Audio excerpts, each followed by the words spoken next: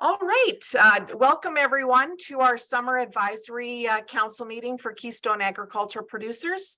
I'm Jill Verwey, president of CAP, and I'd like to welcome everyone from our districts as well as our honored guests, including our Minister of Agriculture, Minister Johnson. We have MLA Diljeet Brar from Burroughs, as well as MLA Honorable John Gerard from River Heights with us today. And with that, I guess, Emily, you have the roll call, everyone that is registered and on the screen jotted down. If not, you can just let me know in the chat. Just a quick reminder going forward, if you have any questions, we'll certainly address them. We're going to be monitoring them in the chat, so you can just make any of your comments or questions on the side, and we will be following those as we go through the meeting. And I guess first on the agenda, I'd like to call upon Minister Johnson with greetings, please. There, just a quick thumbs up there for an audio check.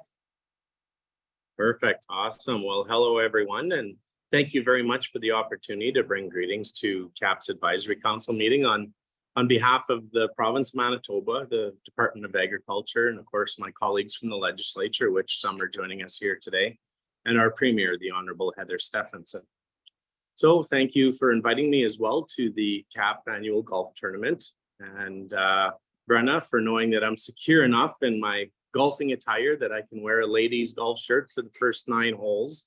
But I do appreciate the upgrades to the men's shirt for the second half to at least keep my belly button covered.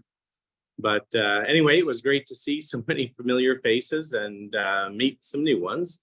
And I apologize for my outstanding golfing abilities, but it was fun. And thank you for your patience and occasionally actually using my ball, very occasionally, but thank you nonetheless. So since being appointed as the Minister of Agriculture, I've been encouraged in our ongoing dialogue with CAP and the team, who's made it clear that their role is to provide a common and unified voice from agriculture on behalf of all Manitoba producers. As the Minister responsible for agriculture, hearing a strong and cohesive voice from our sector is especially important as my team continues to develop and finalize our Sustainable Canadian Agricultural Partnership Programming, or SCAP as we all know it. This makes it much easier to ensure our programming aligns with the priorities of Manitoba agriculture sector when they are clearly laid out. And so thank you for that. And it also highlights what is important to our producers throughout the province. So these programs support the adoption of on-farm practices to increase the environmental and economic sustainability of agriculture operations. And as producers, you are truly the leaders in Manitoba's economic growth and a major contributor to advancing our province as a leading provider of safe, nutritious, sustainable, and affordable food right here at home and obviously around the globe. And I think it's that trust that we have from our, where anybody can just go to a grocery store shelf, and we can't let that trust slip through our fingers. And you guys do such a great job in ensuring that purchasers have that trust in our products. So thank you for that.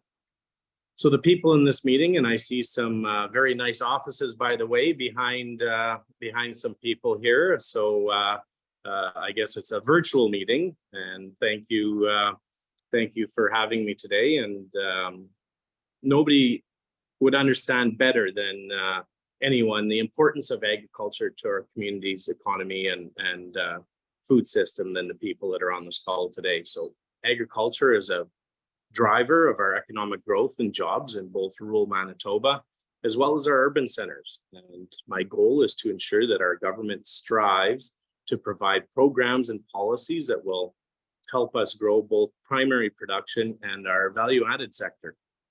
So in closing, I want to take a moment to thank all of you for being change solution providers, and thank you again for the opportunity to be here. And I wish you all a safe and successful harvest for the season ahead, and have a great meeting, and let us continue our partnership to keep Manitoba, keep our agriculture sector strong and flourishing. Thank you for your time.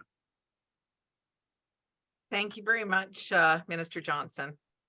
And we look forward to that continued partnership. And next, I'd like to call upon MLA Diljeet Brar from Burrows.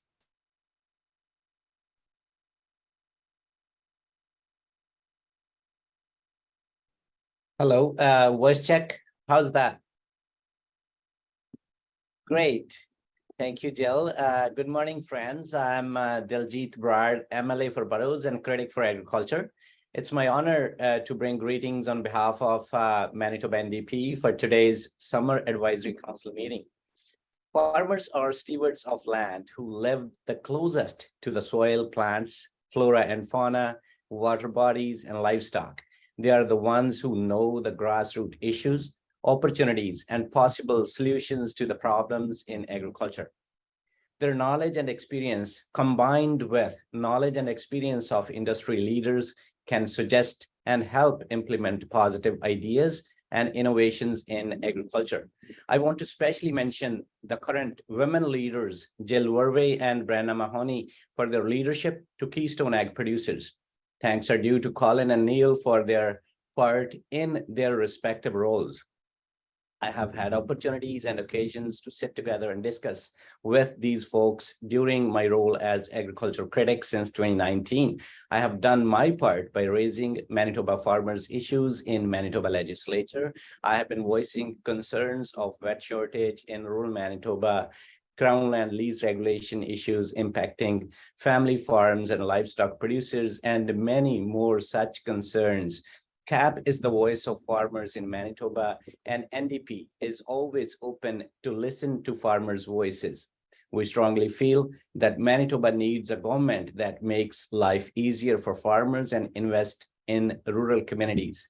We need incentives for young people to work in agriculture, increased access to farmland for young farmers, Crown land policies that benefit local economy and local ranchers with experience in livestock and farming.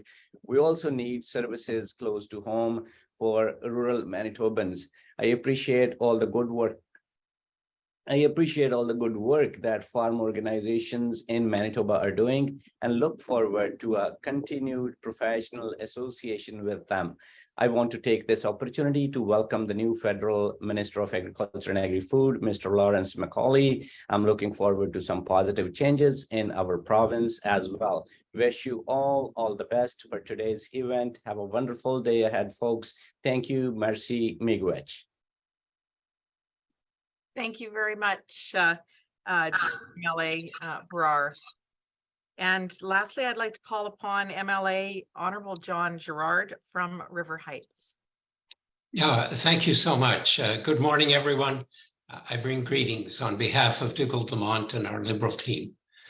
Manitoba Liberals stand for a strong rural Manitoba and a strong agricultural community.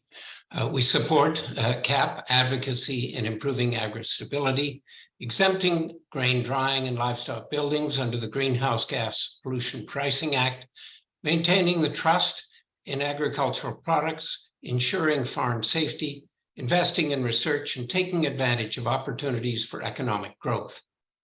As Liberals, we know decisions made locally take into account local conditions and achieve better results.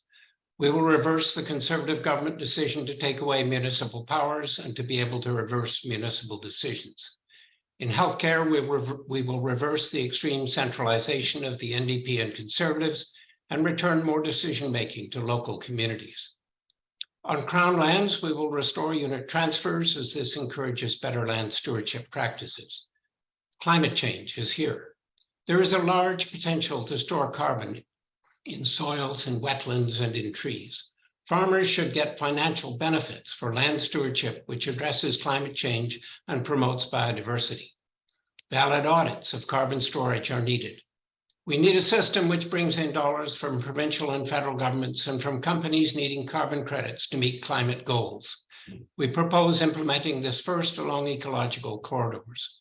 We are transitioning to electric vehicles. Electric vehicles are much less costly to operate than gasoline or diesel vehicles. In Manitoba each year, we spend about $4 billion a year for gas and diesel to power vehicles. If all vehicles in Manitoba were switched to electric, collectively, we would save between $3 and $3.5 billion. That's a lot of money to put in people's pockets. I'm sure you as farmers have large bills for gas or diesel and can see the value in making this change. There'll be many challenges to achieve the change. But as Liberals, we like the idea of saving Manitobans $3 to $3.5 billion a year. We want to work with you to help make these savings happen in agriculture and in other areas. Agriculture is also an important contributor in relation to the greenhouse gases, nitrous oxide and methane. There are savings here as well. I've talked with farmers who are taking measures to reduce nitrous oxide and have found they need less nitrogen fertilizer and are saving money. The province needs to help facilitate this transition and to save farmers money. A similar approach is possible with methane emissions. We in the Liberal Party want to work with you to benefit farmers and to lower farm costs. We look forward to this dialogue and to a good, strong working relationship between farmers and our Manitoba Liberal Party. I look forward to listening intensively to today's discussion. Thank you for this opportunity to say a few words. Thank you for bringing those kind greetings. So we'll move on to the next item on our agenda. And that will be in your packages. You would have received a copy of the agenda today. And Jill, did we want to, sorry to interrupt you, do you want to do a picture first? I know that was something you wanted to do. great, yeah, we can do that. If you have the capability just to flip your picture on at this time, we'll get a quick picture of everyone's beautiful faces this morning. And then we can, if you have to switch them off for the rest of the meeting, you certainly can. How are we doing there? Colin, do we got everyone?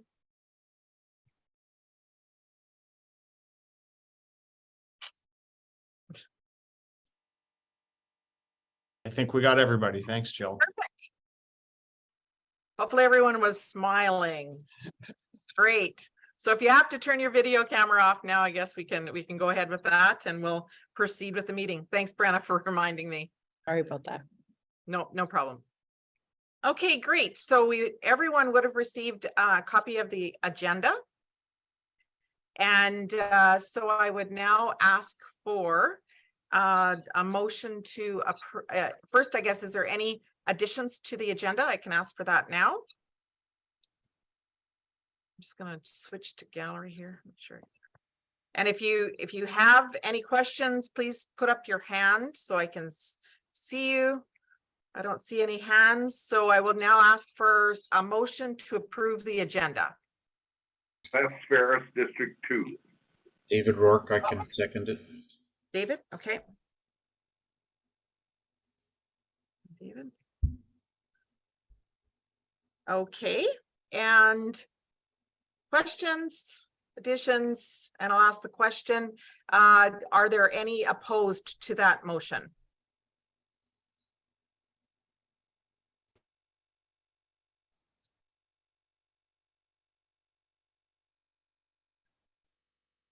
I don't see any. That motion is carried. Also in your package, you would have received a copy of the minutes from our last advisory council meeting.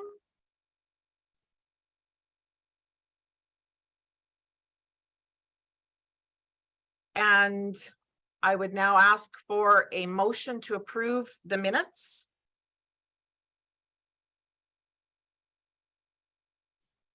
Kevin Stott, District 4. Thanks, Kevin. Seconder? Looks like we have Shannon in the chat, Jill. Oh, Shannon? Yeah, it looked like she had moved it. Shannon, do you want to second that? That would be fine. Okay, thank you, Shannon, for that. So we have a mover and seconder. Any questions to the minutes of the last advisory council meeting?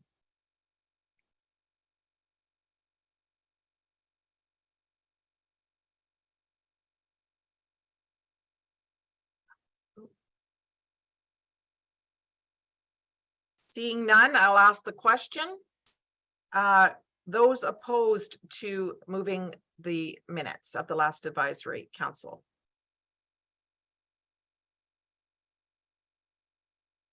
Seeing no opposition, that is carried. We will now move on to President's remarks. Good morning, everyone. My name is Jill Verwey, and I am President of Keystone Agricultural Producers. I want to thank everyone for attending today's meeting before many of us get busy with harvest coming up very soon. I would also like to thank Minister Johnson, MLA Brar, and MLA Honorable John Gerard for bringing greetings on behalf of their respective parties. Today's agenda, what will be a great discussion on the upcoming provincial election from some farm leaders here in Manitoba, as well as a presentation on farm safety inspections and some of the trends from the past year that workplace safety and health have seen on farms. To begin, as many of you are likely aware, we have seen extreme variable conditions across the province. This ranges from drought to more extreme moisture conditions in some areas. We're also hearing concerns from farmers on the grasshoppers in the field and impact this is having on crop quality. We continue to monitor the situation and remain ready to act on any necessary requests to the provincial government for support should conditions deteriorate further.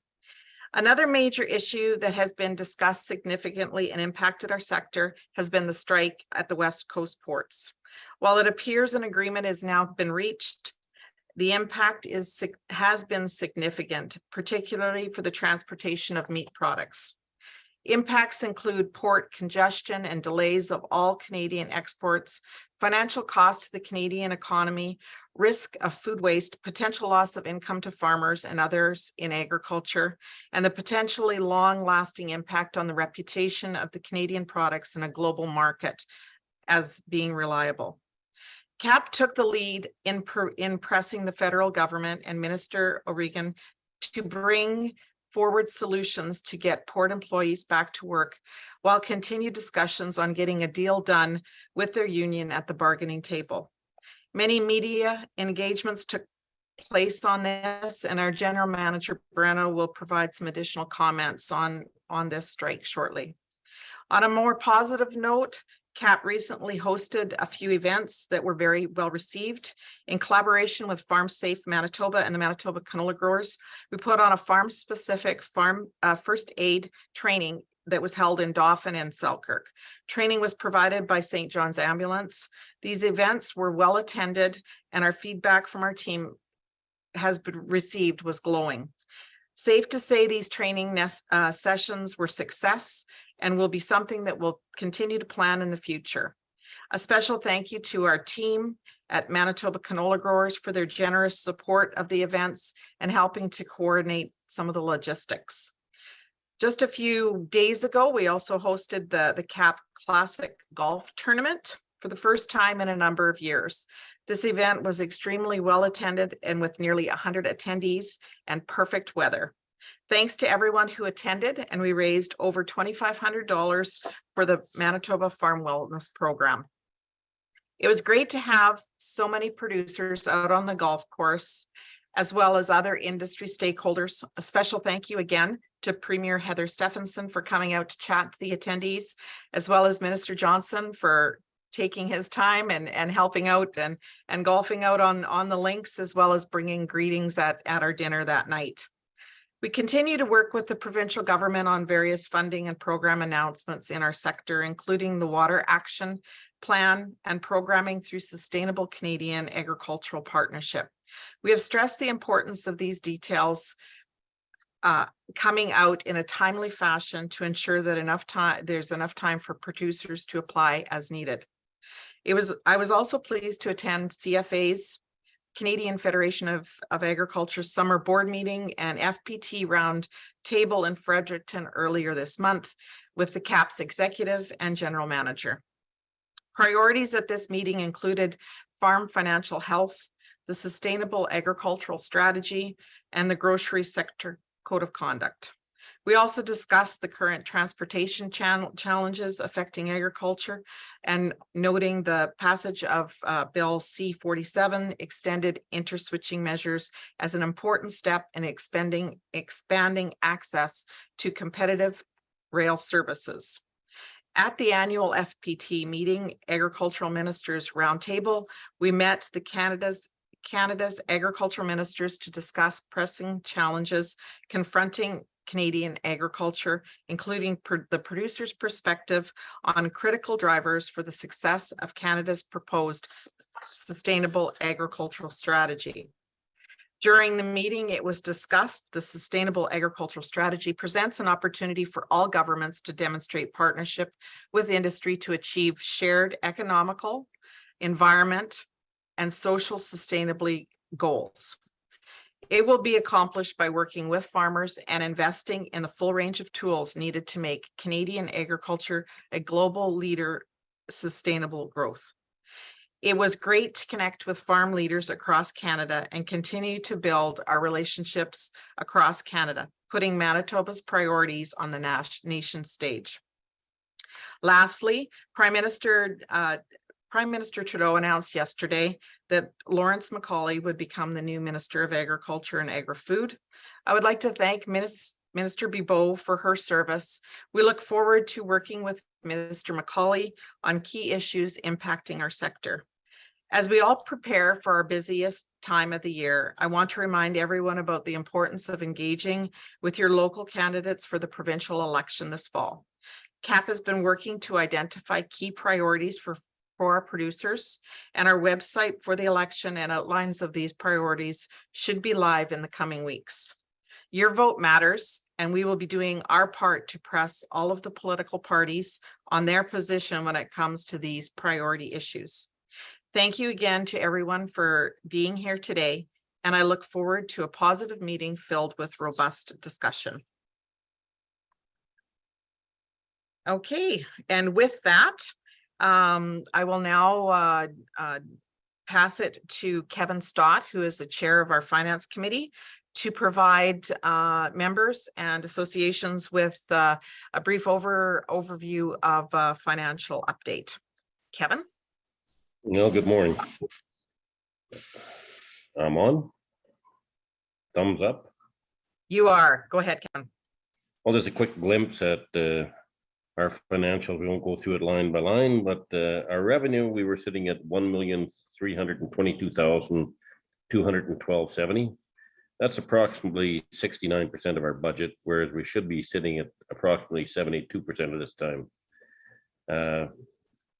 The funding flow is impacted, we still feel, a little bit by our COVID realities. Our memberships are ahead of last year. For 2022 at this time last year, we would have been 803,527.19, and this year we're at 821,877.71. For the expenditures, the total to date is 1,224,422.47. Again, approximately 64% of our annual budget, whereas we feel we should be at 72. We have been investing in our computer systems in preparation for audit requirements surrounding our cybersecurity. And with some of these, our budgets are a little out due that they were based on a 2019 pre-COVID, and we're still trying to get used to the inflationary problems that have come since COVID has been on. Our total assets at this time is sitting at 1,860,478.59. Our then to the membership report, I might need a little bit of help with it. I know, okay, I don't need some help with this. To date, we are 3,305 members. Last year we were 3,318, so we're right in there. Our supporters are at 1,129, and last year they were at 961. And the opt-outs were 223. Last year they were higher, I guess, due to weather and things, at 487,000. I mean, sorry, 487, not 1,000. That's basically a quick overview on this.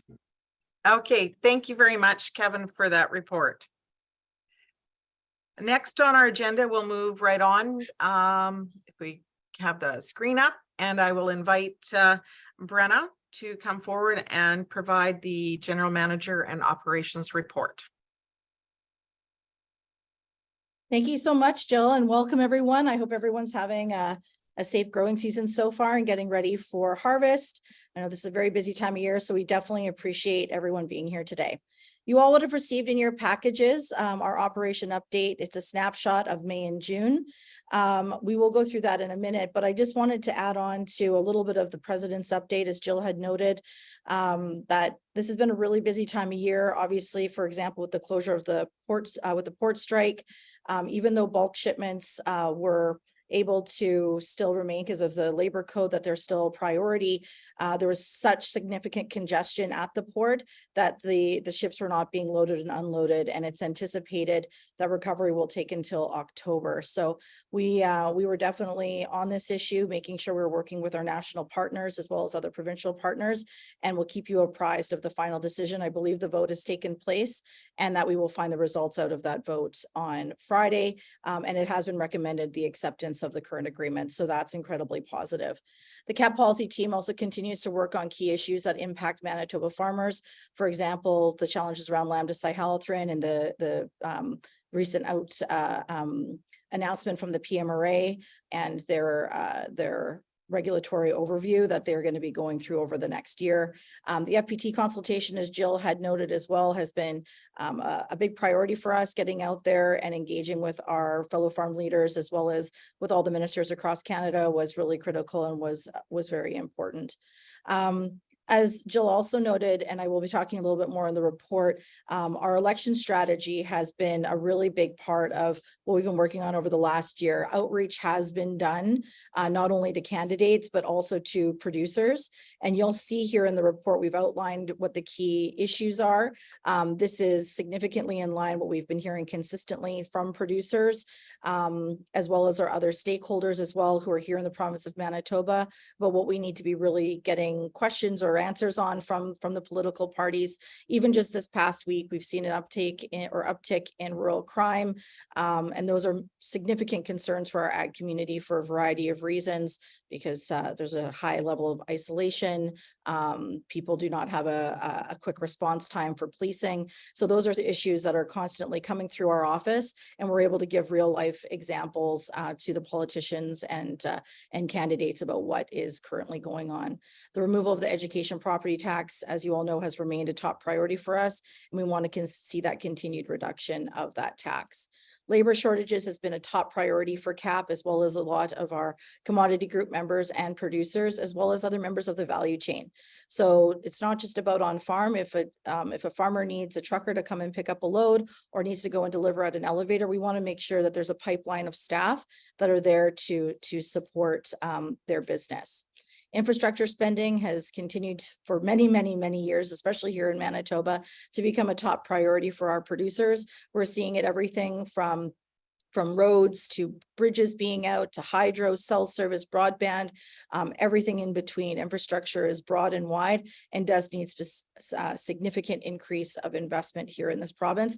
And this really is also about trade infrastructure. And so as we're working to be a conduit for trade across this country and getting everything to port, we need to be able to have an infrastructure system that supports that, as well as right to repair. Farmers need to be able to have access to quick repairs and quick diagnostics on their equipment, as well as getting access to somebody close to home that's able to fix their equipment in a way that does not obviously impact the warranty or anything else on that piece of equipment. So that is something that is still significantly important, and we want to see not only federally, but also provincially a focus on a resolution to that. As Jill mentioned, your vote matters. So getting out there, engaging with all candidates, not just who you might typically have voted for, and showcasing why agriculture matters. It shouldn't matter what party is in play. Agriculture absolutely has to be a priority. And that's something that I call it banging the drum that we've been doing consistently here at CAP, not only with farmers to remind them how important they are, but also to these candidates to say, hey, you got to be working with agriculture. We're a significant driver here in this province. We drive enormous value to the economy, and we want to see more of a focus on creating good policy that's reflective of the realities on farm. As you'll note in our recent Farmer's Voice, and you'll have had a link in the document, you can just click on it and it'll take you right to where our Farmer's Voice articles are. This was all focused on the election. So if you want to deep dive into any of the topics that I've just talked about, you'll be able to see some really good information in that magazine. We've already talked a little bit about advocacy goals. I'm not going to read through this at all. You all have this in front of you, but I think I want to talk about a principle here is we need to get out there and we need to be sharing the Manitoba story. You know, Saskatchewan and Alberta are large, Quebec and Ontario are large. We are a main driver here as agriculture in this province, but we are smaller compared to our other provincial partners. We need to be out there and representing Manitoba, telling the Manitoba story, and ensuring that we have a secure agricultural system here in this province that has good policy backing it, that it has farmers that feel well supported, and freedom to operate without burdensome policies. And that's really the theme that we run under when we address any of these issues. I think, you know, key themes would be around, as already mentioned, infrastructure, labor, making sure that activism is not influencing policy, that we're focused on science-based decision-making, and reaching out to additional partners on how to address that, whether they be in forestry, mining, whether they be academic institutions, anybody else who's facing challenges, we want to talk to them and we want to work with them. So that is something that we're continuing to work with, and I've been really pleased on not only the response we've gotten federally, but especially provincially. Minister Johnson and the team and the Department of Agriculture and Environment have been really keen to engage with CAP even more on our priorities. So we're really pleased to see that we're actually making movement on everything from labor to securing sustainability here in the province of Manitoba. Engagement and outreach, I'm not going to again repeat this, but we're trying to do a different system here at CAP. We want to create more events where folks like you can come and meet, mingle, and have good discussions. Our CAP golf tournament was a huge success, and we were so pleased to see almost 100 golfers out at that event, and we're going to be doing more. Additionally, we want to make sure we're reaching out to the community. So things like Discover the Farm, partnering with the U of M, partnering with other ag stakeholders, and making sure we're getting out to the public and the people that are consumers and recognizing that agriculture matters to them too.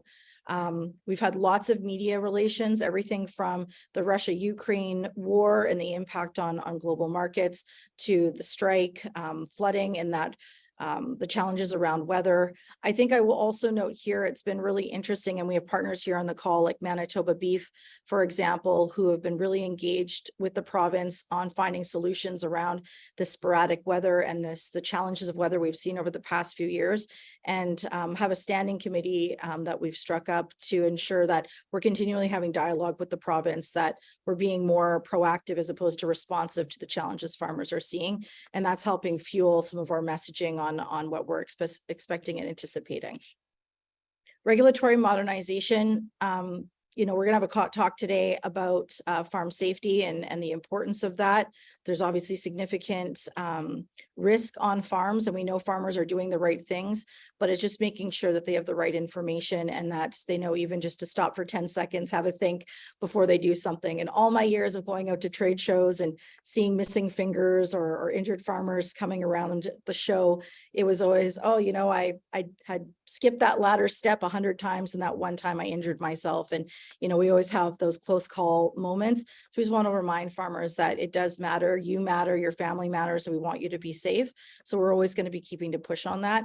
And in a regulatory environment that's changing, we want to make sure that there's no punitive regulation put in place over farmers to build compliance. We know farmers are doing the right thing, and we're just here to provide resources and support, and do have on-farm consultation through Morag, our farm safety consultant, who is available for any farmer in Manitoba at any time to be able to come on farm and put together a plan. Labor is another one. We always talk about building a pipeline. We know that there are labor challenges. It's our greatest barrier in agriculture. CAP does have a labor task group where we've seen significant movement on how we collectively work together on shared issues. Agriculture is not just on farm, it's also beyond the farm gate. If you need a power engineer, you need a HVAC specialist, or you go to an elevator and you don't have adequate staff, farmers are going to be impacted. So we want to make sure that the entire pipeline of the value chain is being met. Veterinary services has continued to come up as the top priority. And yet again, we're working with key partners like Manitoba dairy producers, chicken, eggs, pork, and beef to make sure that we're addressing that collectively together, sharing resources, ideas, and solutions. And overall, we know that this is going to continue to be a challenge. This is not an easy fix, which is why we are really working with Ag in the Classroom as a key partner, not just on public trust and all the other value that Ag in the Classroom brings, but that focus on career development. And I'm going to steal from Catherine Cherwick, the Executive Director of Ag in the Classroom, but who's the future you and what do you want them to know about agriculture? Because the people that are going to be coming into the sector are probably not going to be coming from a farm. They're not going to have agriculture as a background, and agriculture literacy is critical, and that takes place in schools. Environment, of course, is a priority. Again, farmers are doing the right thing. They are using tools effectively and efficiently. We need to focus on data. We need to focus on good policy, and we need to start setting those aspirational goals together. We have elements of the sector doing that so that we're setting the standard and that it's not being set upon us. And farmers are independent and are driving a lot of that dialogue around what they know works in their region and on their farm, because it is so specific to that sector and that region and what they are producing. This is policy set in Geneva is going to look a little bit different in a region like Manitoba. So we always have to be cautious about where the policy is coming from. And that's definitely part of our monitoring of the regulatory environment. So overall, we've been very active. We've been very busy. We're really pleased with seeing the progress that we have. We really appreciate the support of our farmers in district, our board, our relationship with not only the government, but also within the departments. It's been very successful. We've seen a very successful quarter, and we're looking forward of getting into harvest time, coming to our year end, and preparing for post-harvest engagement with producers and bringing people around on the priorities at that time. And by then we'll have gotten through an election. So I'm sure there'll be lots of conversations and dialogue around that. Thank you so much, Jill. Thank you, Brenna. And as I mentioned before, if you're thinking of any questions, something that comes to mind, if you want to jot it down in the chat, we can we'll have some time for questions to fit in later on if anyone has any questions. We are running a little ahead of schedule, but I think all of our presenters for the next engagement here are on with us now. So I'd like to welcome first Calvin Hepner. And he is going to moderate this next session on election panel. Why agriculture matters to our candidates for this fall. And with him, we have Jeneth Johansson joining us, Harley Siemens, and Matthew Atkinson. So with that, I'm going to pass it on to Harley and the panel that is there, and they can briefly have introduction, and hopefully we have some robust discussion with our panel going forward. Thank you, Jill. Can everybody hear me? Thumbs up. Absolutely, Calvin, go right ahead. Cool. Thank you. Thank you, Jill, Brenna, Colin. Thank you for the invitation to participate in the meeting today. And like Jill and Brenna have alluded to, we have, of course, a provincial election coming up. The date that has been set is October 3rd. The blackout period for government announcements is to begin next week. And of course, we have harvest. I think all of us expect to complete a good percentage of harvest before October 3rd. So the time between now and election day, I think, is going to fly by. That time for talking to candidates and talking about why agriculture is so important here in Manitoba, why it and the issues facing us as farmers and the agriculture sector should matter to candidates. That's what we want to focus on in this conversation. And I think if we look at the polls, it's not clear at this point who will form government, whether we see the NDP return to power or the PCs. Even if the PCs win again, there will be some turnover in their front benches, as we've seen a number of longtime MLAs announce that they aren't running again, so there will be a loss of experience and familiarity there. So I think the idea of this discussion today is to highlight those priorities, those issues, those messages, get the discussion and conversation happening with local candidates, with the parties. We have some political staff in the meeting here as well, so we're paying attention to this as well. So as the campaign ramps up and platforms are finalized and rolled out, I think it makes a lot of sense to shine a light on these priorities. And as Brenna already highlighted, CAP has 5 key priorities, and we're going to be discussing those a bit further in depth. Healthcare and rural crime, education, property tax, labor shortages, infrastructure spending, and right to repair are among the topics that I hope we can cover here in the next 45 minutes or so, and then we'll take questions after. So if you have questions along the way, feel free to pop them into the chat or raise your hand. And at the end, I think Colin and I will work through all those questions and we'll put them to our panelists. So with that, Jill already mentioned who we have on our panel. Why don't we run through our panel quickly? Each of you guys, if you could explain a bit about who you are and where you're coming from, just quickly in terms of some context around your comments today. Harley, why don't we start with you? Thanks, Kelvin. My name is Harley Siemens. I'm an egg farmer located here in Rosenart, Manitoba. I also have a farm in Niverville, Manitoba, as well as Blumenort.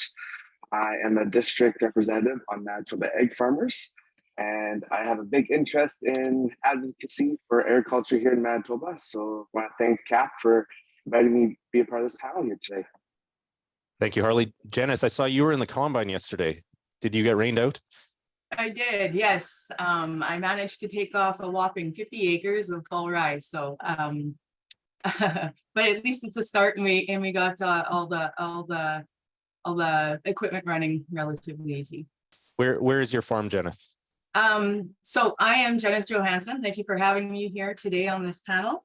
I farm in Lac du Bonnet, Manitoba, northeast of Winnipeg by about approximately 100 kilometers. I'm also a director on the Manitoba Oak Growers Association and the Prairie Oak Growers Association. Thank you, Janice. And Matthew, bringing the best mustache to the panel today. Well, thank you very much for having me here. My name is Matthew Atkinson. My wife and myself, we have a cow-calf operation northwest Mi'kmaq, Manitoba, and with some pasture extending to north of St. Rose. I still do maintain somewhat of an off-farm job as an independent contractor, working mostly in the food processing industry here in Manitoba.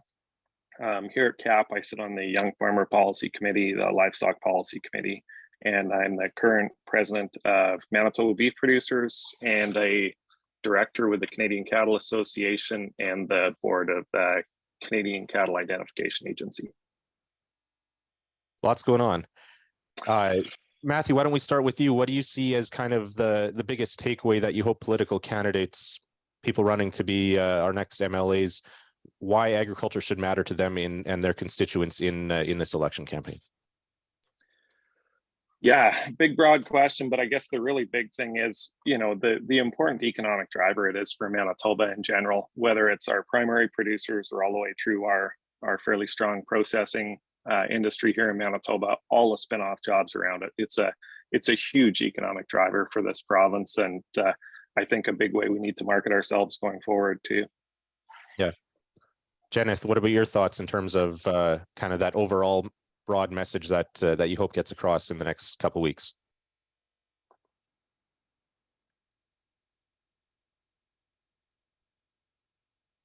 Oh, are we frozen? Jenneth, did you hear the question?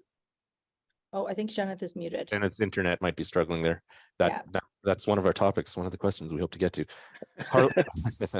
Harley, what do you see as kind of the top issues that you hope, or what's at the top of your list when it comes to conversations here in the next couple of months? I guess it's about 2 months, just under 2 months away, or just over 2 months away.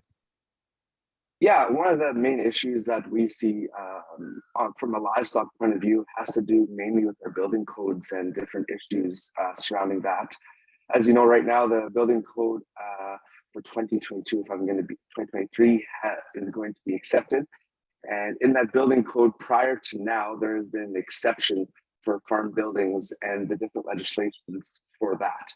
So we are really pushing for all of our candidates that we can keep those exceptions put in for the farm building codes. We want to be very competitive with other provinces beside us, with Saskatchewan, Alberta, all those other provinces.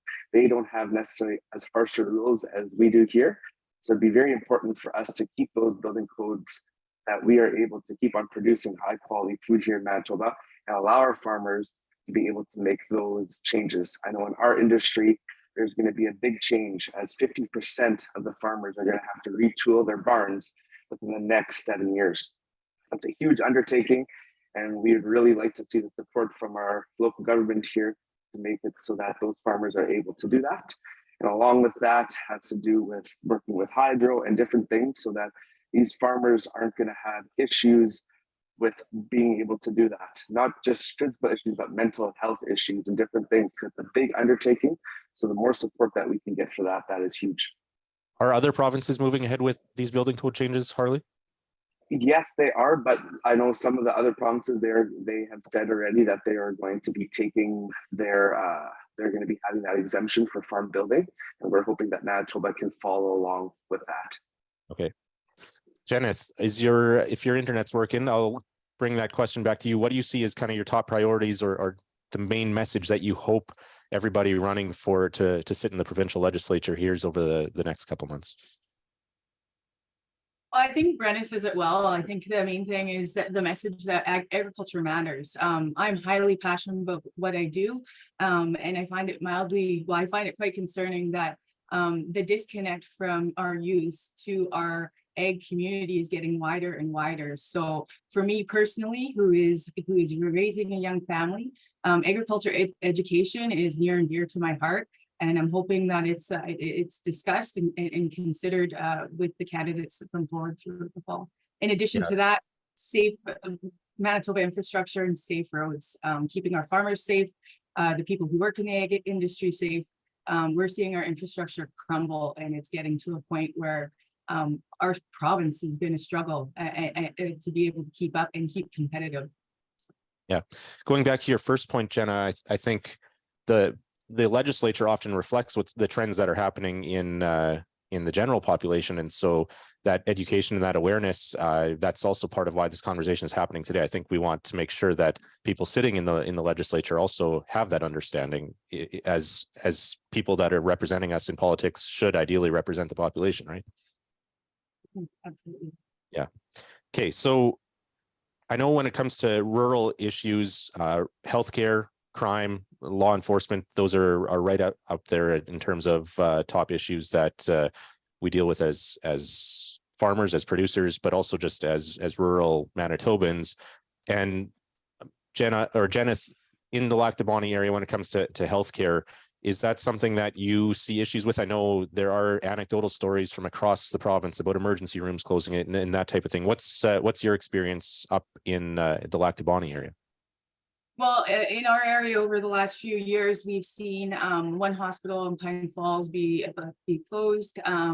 What we've seen is Pinawa and Beausejour surrounding hospitals where emergency doctors the emergency room may be closed because they don't have access to doctors on schedule. We've had instances on our farm where we need emergency services, whether it be stitches or a broken bone, and we find ourselves instead of trying to go online and search and see what the hospital schedule is in the area, we just go direct to the Selkirk Hospital facility, and which is a 45-minute drive away. So again, when you're in an instance when you're trying to be timely, we're just jumping in the vehicle if we have to and taking off to Selkirk instead of having to go through all these other steps. So it's become a real challenge. Matthew, I guess you've benefited, Neepawa has seen a fair bit of growth and investment, and I guess that's something that we might be jealous of in other parts of the province. Yeah, absolutely. We kind of sit at the other end of that spectrum, again, seeing the benefits of a real thriving processing industry here. And I think we have 6 or 8 full-time doctors in town, and we have a new hospital being built, and even our current hospital is now switched this spring to a full-time 24-hour, 7-day-a-week doctor in the hospital, not just on call. So that's a huge step forward, and it's really becoming one of those more collection areas for a lot of other areas. But as Janet alluded to, that poses lots of travel challenges too. I mean, we're a widespread out province. We're all very thankful for folks like STARS. As much as we hope we never have to need them, we're sure thankful that we have those resources there. But yeah, again, we can really see the benefits of what good investment in agriculture and a robust ag sector can bring to a community. You mentioned STARS, Matthew. CAP and other private organizations, companies, individuals, farms have certainly done a lot in terms of fundraising for STARS over the years. Do you think there's a role for the provincial government to step up going forward in supporting a service like that? Yeah, I think that would be a great step forward to see that. As we know, they provide that great resource, and those patients are not being billed for that resource too. And all of that fundraising has come from all of us, from all these groups, and we all do it. There's so many individuals do it, and so many people recognize the benefits. But it would be nice to see the government step up with a little bit more support there too. Yeah. Harley, do you have thoughts on this healthcare side of things? Of course, you have employees in barns in multiple locations needing to access these services as well. Yeah, with all our across locations, the scarcity of hospitals is pretty thin. I know one thing that we would really be pushing for is response time for paramedics. I know we've had incidents happen here, and we've had a big long time that has to do just with staffing. So to get some support from the government to help get people out here, get paramedics, get trucks on the road, different things like that would be help to not just me, but all farmers in Manitoba. Yeah. Okay, moving on to crime and law enforcement. Matthew, you had, when we were preparing for this discussion, you had an example of an area where you thought the province could specifically improve services, or where there's demand for a service in the livestock sector. Can you expand on that? Yeah, I mean, we kind of have a big hole in the livestock sector in Manitoba compared to our western neighbors, where we don't see a livestock inspection. You know, you might call it a brand inspection, something like that, like we see in our western neighbors. But even in those jurisdictions in Saskatchewan and Alberta, to supplement that, they both now have full-time RCMP positions there to add support and response when there's fraud or theft or issues. Just somebody with those levels of powers, investigative powers, and that real follow-up on it, those dedicated resources. I mean, we know we have RCMP stations in these local towns, but it's hard for them to dedicate the necessary time into an investigation when they're short-staffed and been pulled many other ways. And I know I've met with the individual with the RCMP out of Saskatchewan, and it would be a great opportunity to have a similar position in Manitoba, as then we could see them work across jurisdictions, as we know, livestock can travel across jurisdictions. So that's certainly something that we do need going forward, and I think we're going to see more and more push from producers for that. There was actually an article earlier this week I read, I think it was actually CBC out of Edmonton, reporting increased cases of cattle rustling happening in Alberta and Saskatchewan. And the article specifically mentioned Manitoba as an outlet for these cattle, because we don't have a brand inspector in Manitoba. And so, yeah, that I guess, what would it look like? A position or two within the RCMP? I guess from a provincial level, that would involve the negotiations over the RCMP service agreement.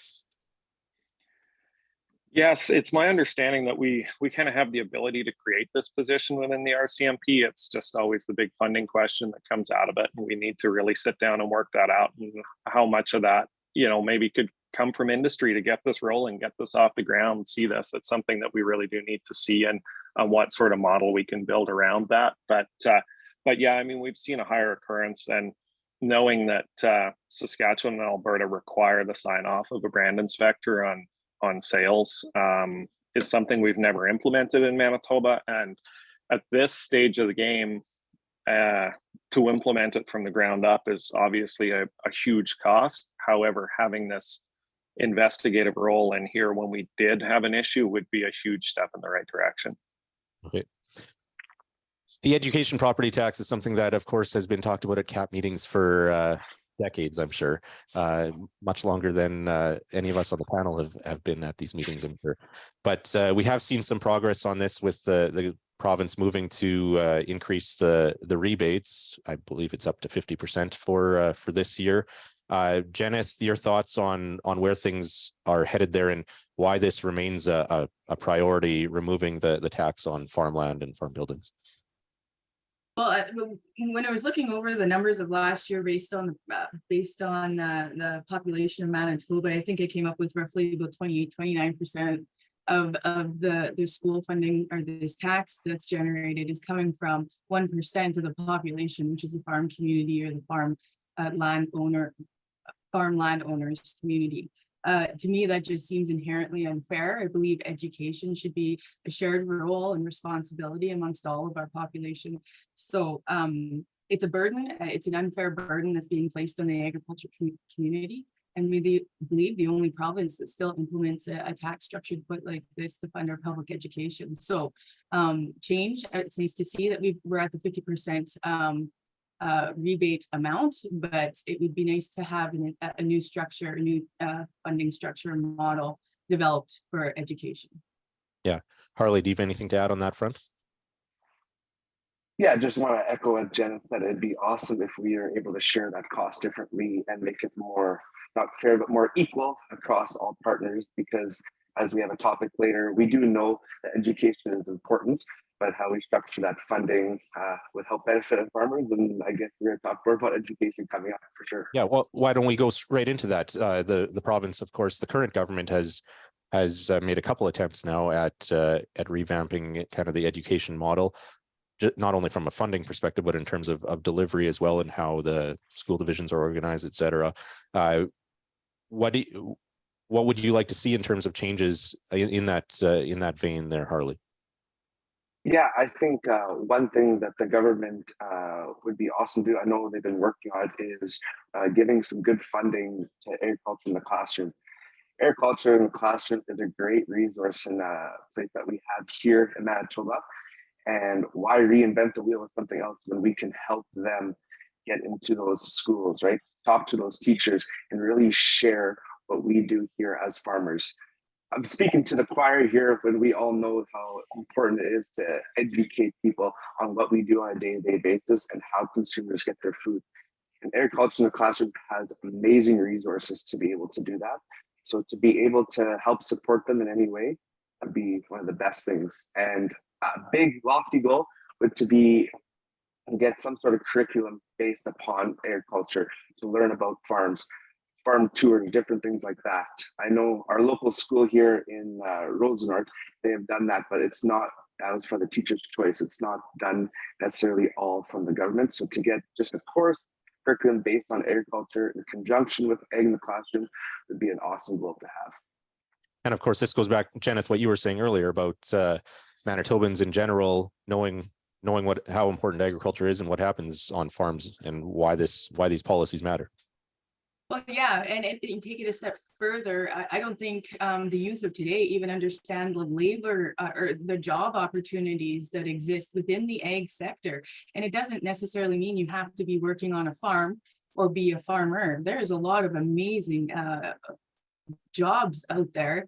In this room, I can see there's a number of people who have fantastic careers and successful careers within the ag sector. So why aren't we teaching our youth? I agree with Harley, some form of addition to the curriculum. It doesn't have to be elaborate. It can be in partnership with Ag in the Classroom, because they are great. But let's start educating these youth about some of these amazing opportunities, and in the same vein, solve some of these potential labor issues that are coming down the pipeline that are only going to get. Yeah, Matthew, how do you see kind of education and labor issues tying together here? Yeah, I'd agree with very much what both the other folks had to say here. Like Ag in the Classroom, great resource. It's awesome. Again, so much of that funding is coming from us. It's coming from ag policy groups. And, you know, I've many times heard the province talk about the great things it does, but it's kind of put your money where your mouth is kind of thing here, like step up and share a big portion in here. And I would agree very much that get this as part of the regular curriculum. it's amazing in the rural communities where we don't think there's that disconnect. We kind of think, well, it's needed for the city schools, it's needed for that. It's not. Like, it's the small communities. As we know, we see so many less actual farmers out on the landscape. So we really need that resource in there, educating folks of all the different jobs related to agriculture that are there, that are around these communities. And they don't know. You know, we thought it was the Winnipeg city perimeter, but it's not. It's around so many of these other small towns, and there's a bigger disconnect all the time. And that breeds into not only lack of labor and other issues like that, but some of the lack of the understanding and the messaging that we're always trying to combat in agriculture, that is these false narratives around the negatives around agriculture. I think if we had a good, fair education system about that early on, that would give people those tools to understand what's going on and the benefits of it. I think that would be a big step forward for all of our industries. Yeah.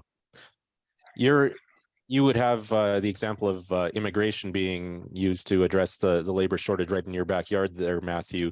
I know I'd say over the last few months, it seems like nationally there's more of a discussion with the high immigration rates of the importance of also having infrastructure and the supports in place. I think the focus is being shone on that a little bit more than it was maybe a year or two ago.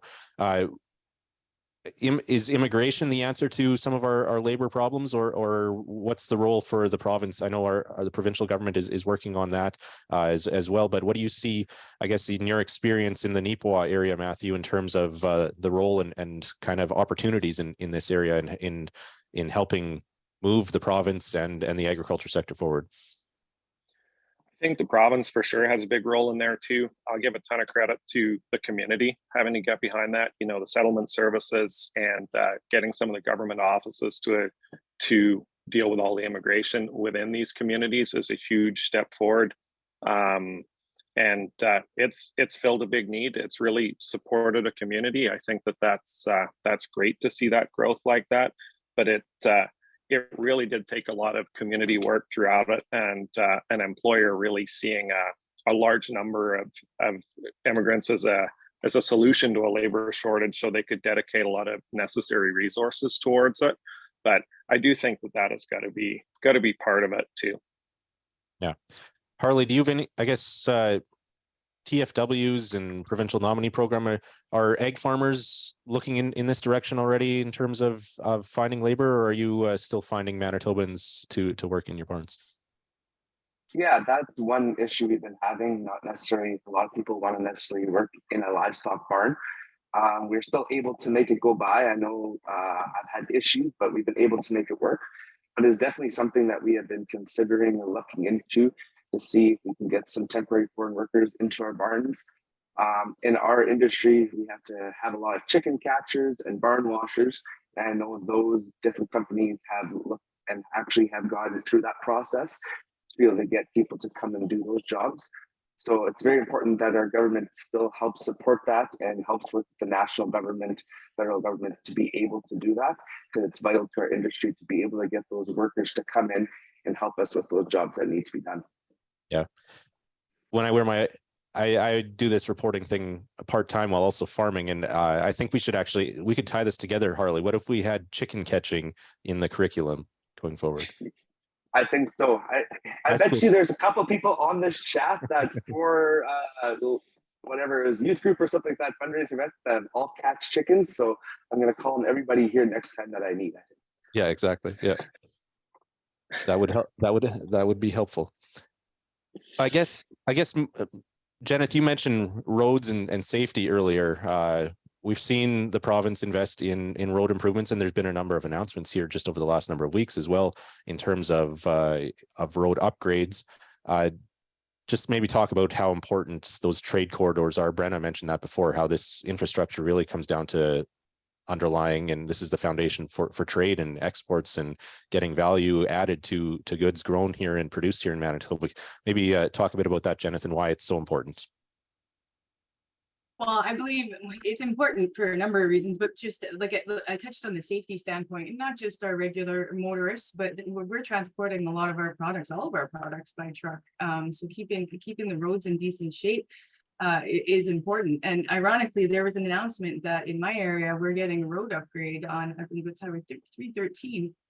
In our situation, because we're unique, it happens to be a high tourist slash cottage area on the east side of our territory. And that's where these road upgrades are going. Meanwhile, from my farm, I have to use municipal roads instead of a decent highway to get to an RTAC road to get grain out of my farm. So like there's some of these decisions that are being made, I don't think they're thinking about the agriculture transport sector. And again, not saying that people shouldn't safely be able to get to their homes or their cottages, but yeah, it would be very important to me to see infrastructure improvements discussed. Matthew, what about from your perspective in the livestock side of things and livestock transportation? And I guess having that, as Jenith alluded to, that lens looking at trade and value of goods transported on a road in terms of making those investments. Absolutely. Janice hit the nail on the head there. Like I'm just the same. I live on a B road. My pastures are on a B road. It comes springtime when I want to take everything to pasture and everything's got weight restrictions on it. And it's a nightmare to deal with. I live on a B road that's fallen apart, that I replace many axles and parts due to the condition of it. And I had some frustrations with some of the announcements on such as Highway 10 in our area being a vital transportation route. Like it has been paved from the intersection of 10 and 16 to the Riding Mountain National Park gate. Off of that, there's 357 and 45 that are all weight restricted B roads. That is not a major commodity goods route. That's a camper route. And I'm not saying campers don't need good roads too. I'm not saying that at all. We really do need that infrastructure to move our goods around. And we need to somewhat get over the fact that we need spring road restrictions on everything, because people have to move seed and fertilizer and cattle and everything in that little window in the springtime. And so it's just going to put those loads over municipal gravel roads or somewhere else. So we really need to build some decent infrastructure that can take that. Yeah. I was going to ask you also, but on the labor side of things, just taking a step back here, Matthew, where are you at in terms of finding drivers for moving cattle and on that side of things in terms of supply there? Yeah, I mean, that's a really, really big issue in the cattle industry, and it's getting to be a bigger issue going forward. And it's not just that we can't find a truck to move them, but when we have our fall calf run and we have all those cattle sitting in an auction mart and they need rides out of there, nobody wants stale calves. Nobody wants those calves that have been sitting there 1 day, 2 days, 3 days waiting for trucks. And so, such as last fall, we saw that hit the price of calves directly. The primary producer made less money off their cattle every single day because they couldn't get trucks to move those calves out of there. And when we start to see it really hit that profitability in the sector with the primary producers, we need to get everybody rallied behind this and really hone in on our need for drivers. Yeah. Okay.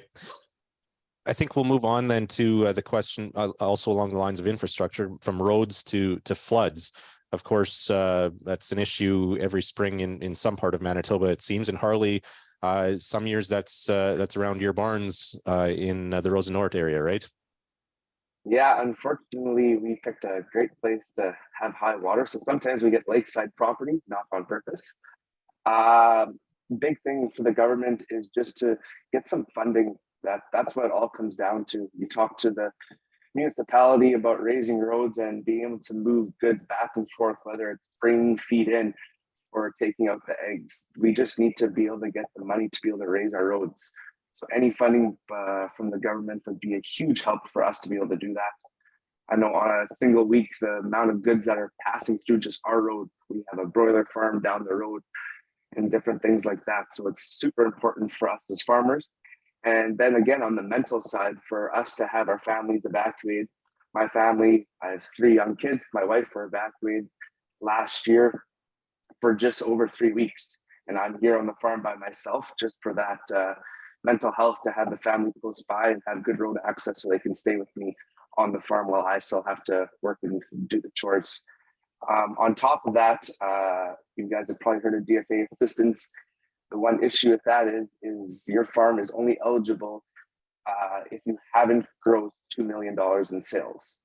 So as soon as you gross $2 million in sales and revenue, then you are not applicable to get any money back from any of the issues that you had. So that's one thing that I would like to ask the government to take a good look at. And I know it's a federal program, but with a push from our provincial counterparts, I think that could be a big help for us. Should that be shifted to a net revenue number instead of gross, or increase the gross, or what would make that policy better, that cap? Just because of course agriculture often we're in low margin sectors here in terms of returns, so that gross revenue number, I think, yeah, like you said, it rules people out that probably aren't intended to be left out.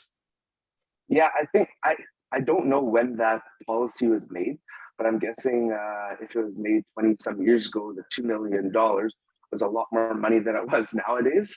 So maybe it's a number that can be looked at for gross value, or as you said, we can look at a net revenue to be able to do that. But no, those are all great points that we can definitely push our provincial government to take a look at and bring forth at the federal level. Matthew, what do you hear from Manitoba beef producer members on DFA and the level of assistance as people are impacted by flooding, say in the Interlake or around Lake Manitoba?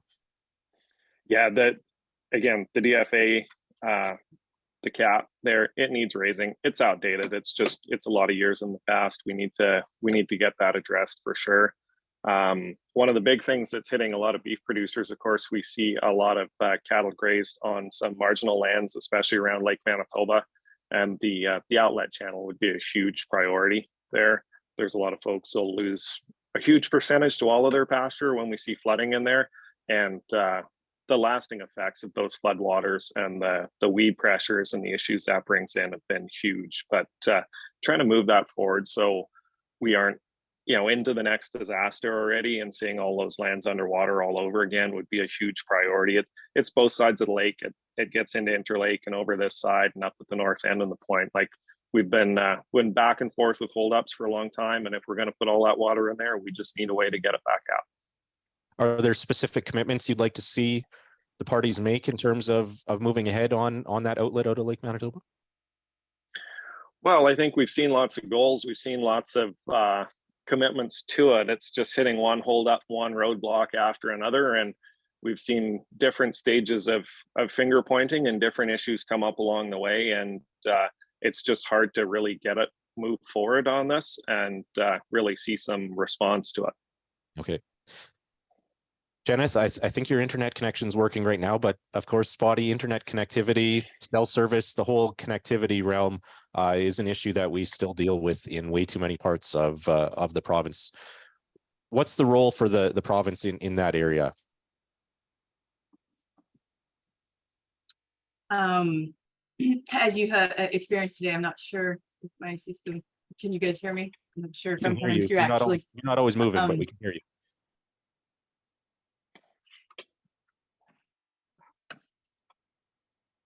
Oh, not even hear you anymore either right now. All right. I apologize. I hope it's not quite so unstable.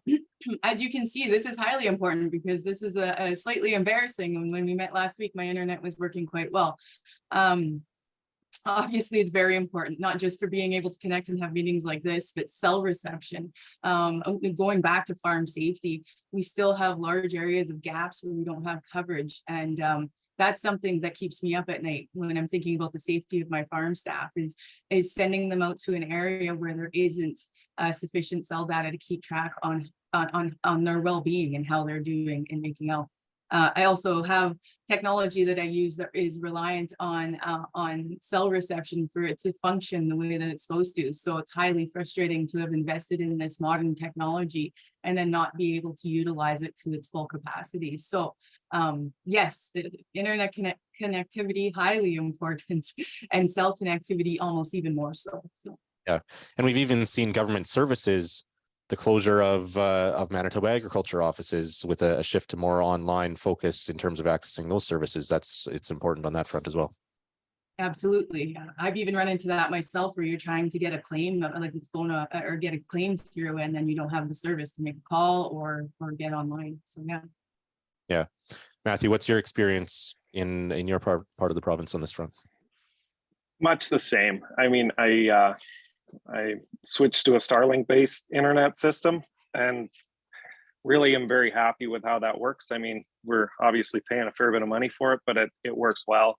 The cell service in our home area here, very spotty. It's always an issue there, but such as where my pasture is, I'm 20 minutes from a place where I can get my phone to say anything other than no service at the top of that. And it's kind of funny to see towns still with a payphone in the middle of town and things like that, because everybody's accepting of the fact there's zero cell service. And I really think that we can do a lot better than that. We need to do a lot better than that from a safety perspective, from just doing business management perspective. We really need to move that forward. That needs to be a better priority, and we need results. We need to just we put a lot of money, we've had a lot of commitments, we've dedicated a lot of resources. We've seen pretty minimal results on this, so we really need to actually move that results end of it. Yeah, safety, business management, all those types of things have been mentioned here, Harley. But animal welfare, I know we're lucky to be in an area with okay cell service here, and we can check on the barns using our phones, that type of thing. Animal welfare would be an aspect of this as well. It's like you read my mind, Calvin. That's exactly where I was going with the animal welfare part. With all these farmers upgrading their barns, with putting in controllers and different things where we can monitor our barns from wherever we are. But when I'm driving down Highway 23, then that doesn't necessarily happen. It happened to me exactly the other day. We had a water alarm in our barn in Niverville. I was coming back from Winkler, took me over an hour, and then suddenly, boom, then my cell service came in and we had issues with the barn. So if I can't even get a text saying that there's something wrong, that's a huge issue for our animal welfare. And we want to make sure that the animals in our barn are going to be cared for. And for us to have that connectivity wherever we are in Manitoba is really important for us. And it's sometimes even surprising, like you said, you're driving through the Red River Valley where you think there would be good cell service, and there's still areas that don't have it. So yeah, if the provincial government, if there's any room to focus on that from a provincial perspective, I think it makes a lot of sense. Brenna mentioned before, among the 5 pillars, the right to repair is something that we're hearing talked about more and more as manufacturers have digital encryption software on their equipment, where you need special software, or only the dealer can work on equipment or figure out what's wrong. Jenith, what's your experience as a grain farmer in terms of dealing with this, and why is right to repair important to you?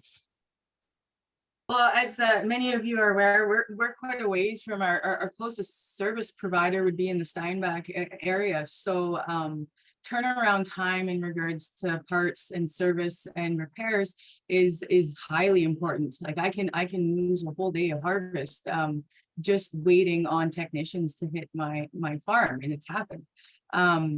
So in regards to having the ability and access closer to home, it doesn't, the farmer itself, or at least just for diagnostic purposes, maybe not doing the repair themselves, but being able to diagnose what the issue is right on farm saves a lot of time when you're talking to the parts department or the service departments that you're dealing with.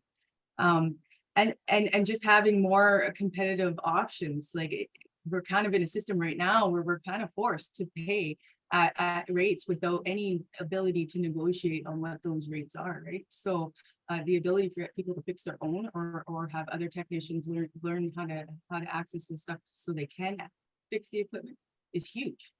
Yeah, I think this even ties in with the labor discussion that we had earlier, and the shortage on the labor front with technician shortages, and hearing stories of people who brought their combine in months ago and they're hoping it's ready for harvest in next week or the week after, kind of thing. And if we had, I guess the idea here in theory would be that more people could work on machines. It wouldn't just be limited to dealers who had special software. Agreed, 100%. It's kind of a ridiculous system. I talked to a service manager yesterday afternoon who said if he didn't get a single other call for the next 2 months, they'd almost be to their end of their backlog they have to do.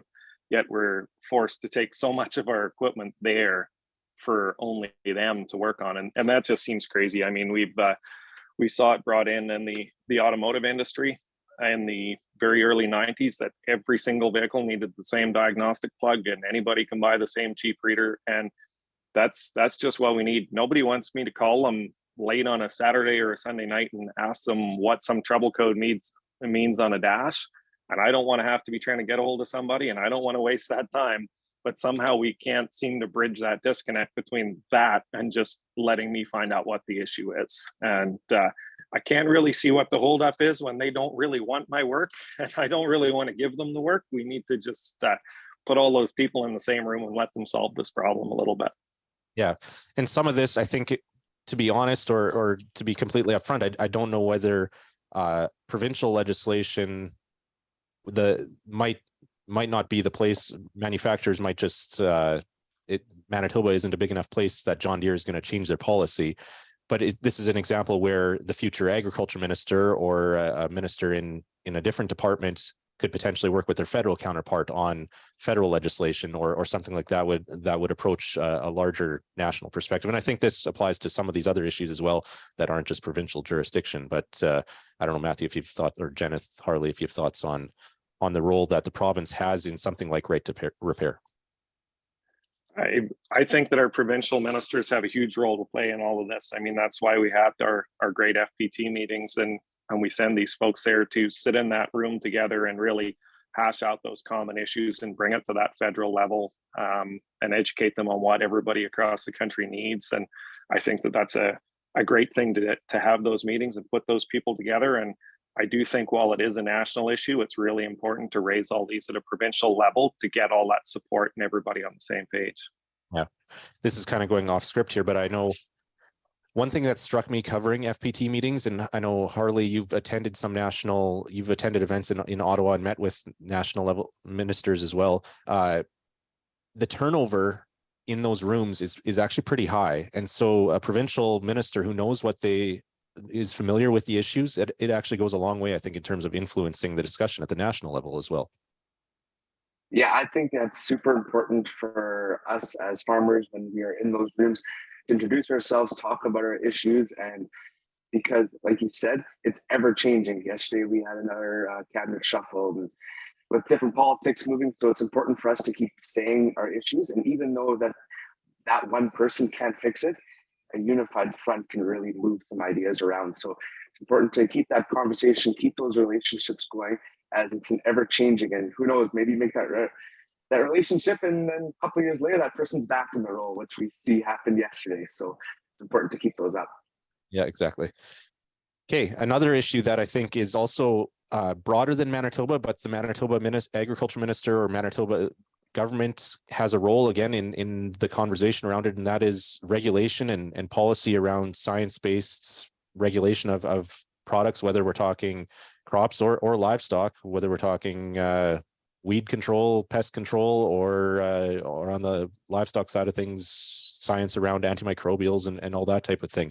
Jenith, why don't we start with you in terms of why it's important to have, or why farmers, I think in general, are concerned at times about the direction that that government is moving in this. I think it's well, I think farmers are concerned because we're seeing a shift within the federal level, away from, or we have a large concern that there's a shift away from science-based decisions specific to our pest management regulatory agency, CFIA, variety registrations, BRO, variety registration office. And we're seeing policies like announcements that just came out recently in regards to federal lands not being treated with pesticides. Well, that sends a really mixed message to our fellow countrymen, like why it contradicts that our systems are based on sound science and data and research. So we need our provincial elected officials to drive that message home and fight for science-based decision-making, not politically driven decision-making. Matthew, this also ties in with the sustainability discussion, and cattle producers, of course, are at the forefront when it comes to talking about grasslands and carbon sequestration and recognition of value there. Yeah, we see that end a lot too, and trying to get the science in there. I guess one of the bigger ones we really combat and have been pushing for science-based outcome from was the feed, water, and rest on livestock. You know, Manitoba is super reliant on Ontario as a market for calves. You know, we actually see it as getting a little bit of a premium over our Western neighbors at times, being in a close proximity to that Ontario market. And we have seen changes to transportation regulations requiring us to offload, which we don't have facilities to do, we don't have infrastructure to do. And the science all said, leave them on the truck. So then we saw their own science done that said, leave them on the truck. And so then we asked for a commitment. If we do another joint research program and it is conclusive that we're better to leave them on the truck, will you take it? And so we're at that level now and just asking, please go with the science on this. Just please let us move forward. Recognize, you know, we're making comparisons to Europe and different places around the world that have a completely different transportation network, and we're apples to oranges. And it hits home on that shortage of drivers with it too. You know, when we say we have a shortage of drivers and then we put them between DOT saying you need an E-log and CFIA saying you shouldn't have stopped, they were on the truck too long, that's a really quick way to lose all the drivers we do have in a hurry. So it's our job in ag policy to try and move the needle on these issues to keep folks that are good drivers, that are good livestock folks in there doing their job. Yeah. We are seeing the government roll out its new SCAP programs. Some of the deadlines have already passed in terms of the first application windows for funding. There is the carrot approach is certainly there in terms of incentivizing adoption of practices that government wants to see. I'm not sure if Harley or Matthew, Jeneth, I'm not sure which one of you want to take this, but why is that carrot approach preferred from your perspective? Well, so much so we don't want to go down the road of the stick approach, and we know the issue, we know the butting heads that's going to result from that. And I'll be the first to say I'm a proud cattle producer, but I think my sector will be button heads really hard compared to lots of others too if we go to a stick approach. But yeah, and those are really valuable, and our producers need that help to make those changes too. We need the cost shares to do it. It's a lot of things that producers want to do, and even with the cost shares, it's the producer's share and that cash outlay that is a lot of the limiting factor between how much can get done too. You know, I'd really like to see some results out of our applications for this year, so some producers can move ahead on it, knowing that some of our applications, especially in the livestock industry, is for things like water system and well development, which is primary concern given our dry days we're having these days, you know? Yeah, not just, or there's adaptation, I guess, is a big part of these programs as well, not just mitigation. Yeah. Okay, I think we're kind of, we've run our 45 minutes here in terms of our discussion, and I think we can open up questions. And I see there is already one question in the chat here from Bill McVicker, who, going back to our conversation about roads and investment in road infrastructure, will you advocate that producers load appropriately so as to not damage roads unnecessarily? I think we all know the right answer there. Matthew or Jeneth, I'm not sure. Do you want to weigh in on how we approach that as a community, I guess? I think our producer groups and our community should be advocating, obviously, for safe loading and following weight restrictions, not just for maintaining our own conditions that in the current condition that they are, but it comes back. I've touched on safety a number of times. I'm sure we're all aware in this room that if you're loading too heavy, you're putting yourself and your staff at risk on the roadways. So absolutely, I think our organizations definitely should be advocating for safe and appropriate loading. Yeah, I mean, from my perspective as a cow-calf guy with a cattle liner, I don't want my cow-calf bears any tighter on the trailer than what would be up the weight anyway. I wouldn't want to crowd them that heavy. That's just it. It's good livestock management in that sense, and they're what makes me money. I don't want to do anything that's going to jeopardize that. But yeah, I mean, I'll be the first to say I may have occasionally driven on a restricted road in springtime because that's just the option, you know, and I'd like to see it moving forwards. I mean, yeah, look, we had people pulling in our yard in the last year with axles broken off of trailers because they hit these monster potholes. And when we talk about that, we are talking about that animal welfare from the other end of it, when that infrastructure is such that we can't maintain animal welfare on those conveyance vehicles. That's a big problem. Yeah. Feel free to jump in with other questions. Everybody on in the meeting. Here's a question from Chris Weeb.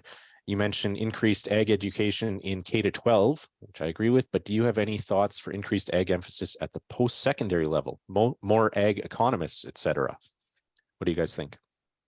Yeah, I think that's a great thing that we can look at. I know Jennifer was talking about that. It's not just about I want to say the farmers and the direct approach, but agriculture is so important to our industry here in Manitoba. It drives so many billions of dollars for our economy.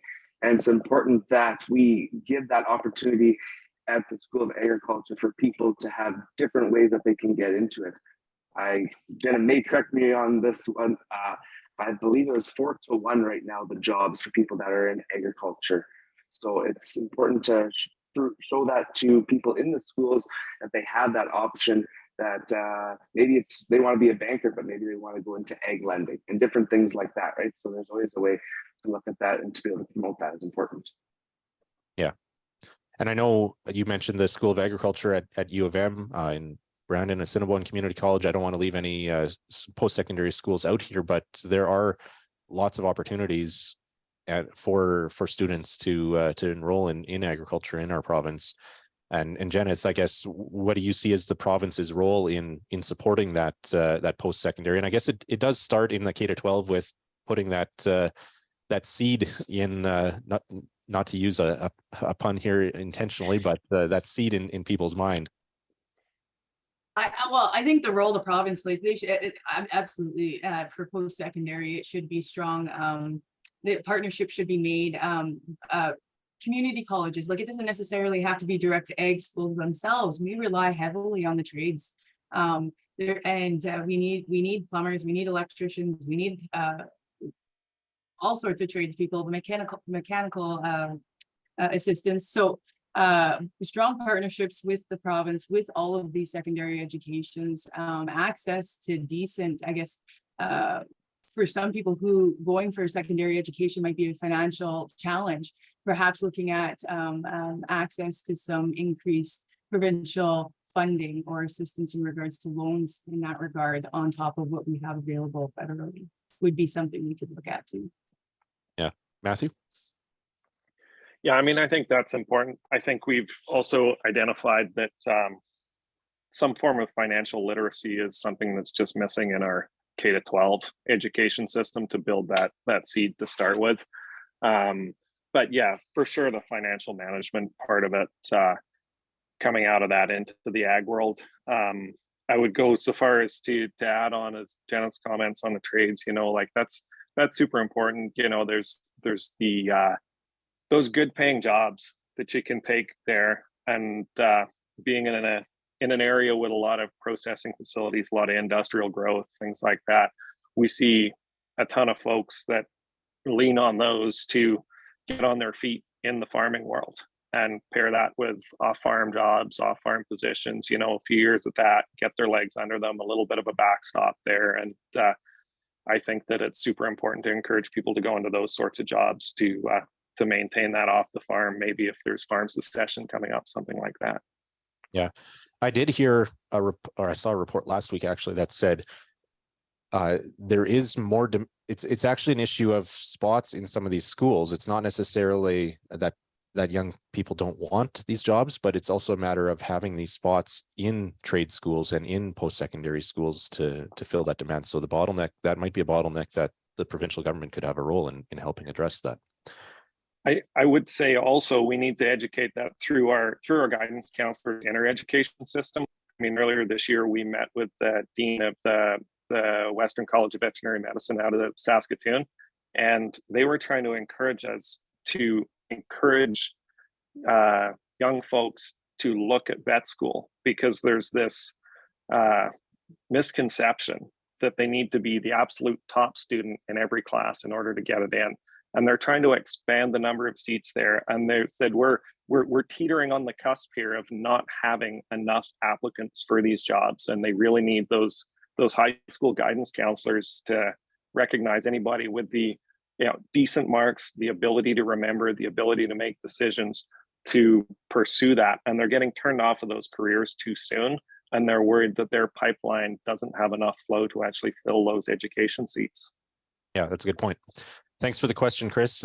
Questions are coming in now. So there's a couple here regarding our discussion around following the science when it comes to government policy. Tammy asks about collaborating with researchers in, I think the question here is about collaborating with researchers in other areas, not just in agriculture, but in university units like psychology and biology and collaboration. And I'm not sure who wants to jump on this one first or answer this one first, but I think that the point that she's making this question makes a lot of sense. Harley, do you want to take it? Yeah, I think that that'd be awesome. The more integrated we can get with different faculties at the U of M, with different issues that we have as farmers and agriculture is truly important. A unified front is always the best way to come forward. I know mental health is on everybody's mind nowadays. The Farmers Wellness Program, which was awesome that we support that you guys as CAP. The golf tournament is great things that I think that we can partner with the schools, with different schools there to really help give a resource for farmers and for them to understand of the different living and different environments us as farmers are in. If we can help bring those all together, I think those are awesome. Yeah. Matthew. I would just add that the questions around this really go a long way to highlight how diverse the job of being in agriculture, being a farmer, or whatever we want to call it is, and how we look at needing those skill sets from all these different faculties, all these different departments, just to do what everybody walks out their front door and does every day. And I think that the whole industry needs a lot of credit for what they contribute and the diversity of their daily management and their daily roles as part of that. Yeah, I think even from a political perspective, the change in federal ag minister has been mentioned several times today, but we are increasingly seeing the role of the Minister of Health, the Minister of Environment, Industry Minister, Transport Minister, people like, or organizations like CAP and Canadian Cattle Association, Manitoba Beef Producers, all the organizations that the three of you represent. You're meeting with ministers that are not just in agriculture. And I think that reflects how things should probably go on the research side of things too. We're not just talking to the Faculty of Agriculture and researchers that are in the traditional agriculture world. Janet, do you have thoughts on that? Yeah, well, you hit the nail on the head. It's not, and Matthew talked to it. It's not just the ag sector that we're relying on. It's the finance sector. It's the accounting. It's the lending, the general commerce sector. It's those are just a few examples. So, absolutely, it's highly important. Those conversations and those outreach within different faculties is just as important within an education. Yeah, Janet, you have an agronomy background too, right? I do, yeah. So cover crops, David's asking about cover crops here and whether we think there's an opportunity to implement them on a wide scale basis to sequester carbon, and if that's practical with our current technology. What's your perspective on that? I think cover crops are an interesting concept. I think that the challenge that we have within the prairies in Manitoba as well is that our season is relatively short. So we do have a number of producers, and I myself am one of them. I referenced my fall rye this morning. When there's an opportunity in a window, I will establish a fall seeded crop. But I can't do it on a whole farm basis because I don't have the time. I don't have enough time to get the crop established so that it will overwinter.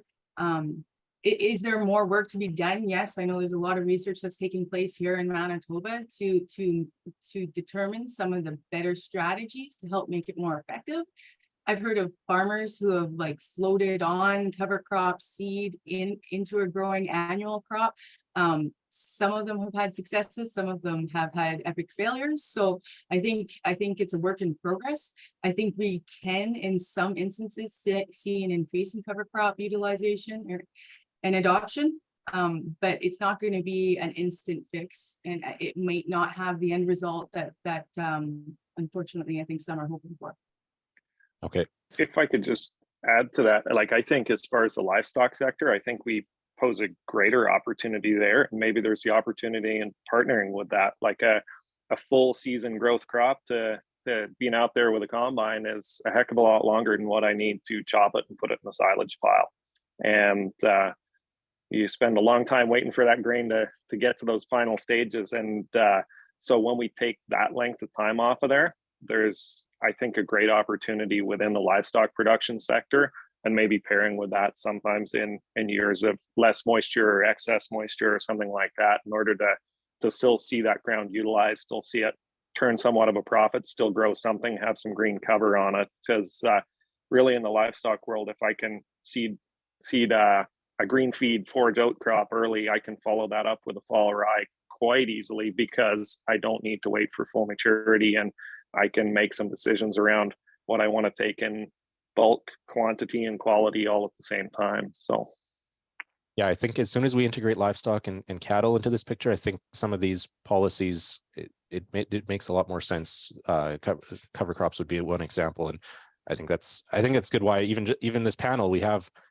crops and cattle represented here, which over the past number of decades hasn't always been the case. We've specialized. We've gone specialized on and done less of this multi-type farming. So I think we're seeing a trend back towards that, and this panel would be an example. Final question here then about agrologists and thoughts on using qualified and experienced agrologists already available in Manitoba to fill labor gaps in our industry. As there's a question here from Diljit about job seekers struggling to find jobs, and they opt for non-ag careers. I think this is probably something that we can all agree on as well in terms of the answer here, Jeneth, in terms of then this is an issue of communications and figuring out how to match these people looking for jobs with the job opportunities. Yeah, absolutely. Programs are initiatives that provide linkages. So if there's people who are experienced in agrology and unable to find a position right now, actually would, not saying that's not happening. If that is happening, that's a failure on our part, because there are many people required right now to help implement some of these things like cover crops that we discussed, and partner. Like Matthew made a great point. If we partnered with the livestock industry, the grain industry, we could maybe achieve a lot of things. We need specialists or people with skills to do that, to help us do that. Yeah. Okay. Colin, any other questions? I guess there's one more here. Tammy has one about, are there upcoming challenges related to biosecurity that are growing concerns? That's something we haven't really talked about. Avian flu last year, of course, was an issue in our province. Not so much this year, fingers crossed. Needs for infrastructure on the biosecurity side of things. Matthew, do you want to answer that one? And then Harley will come to you after that.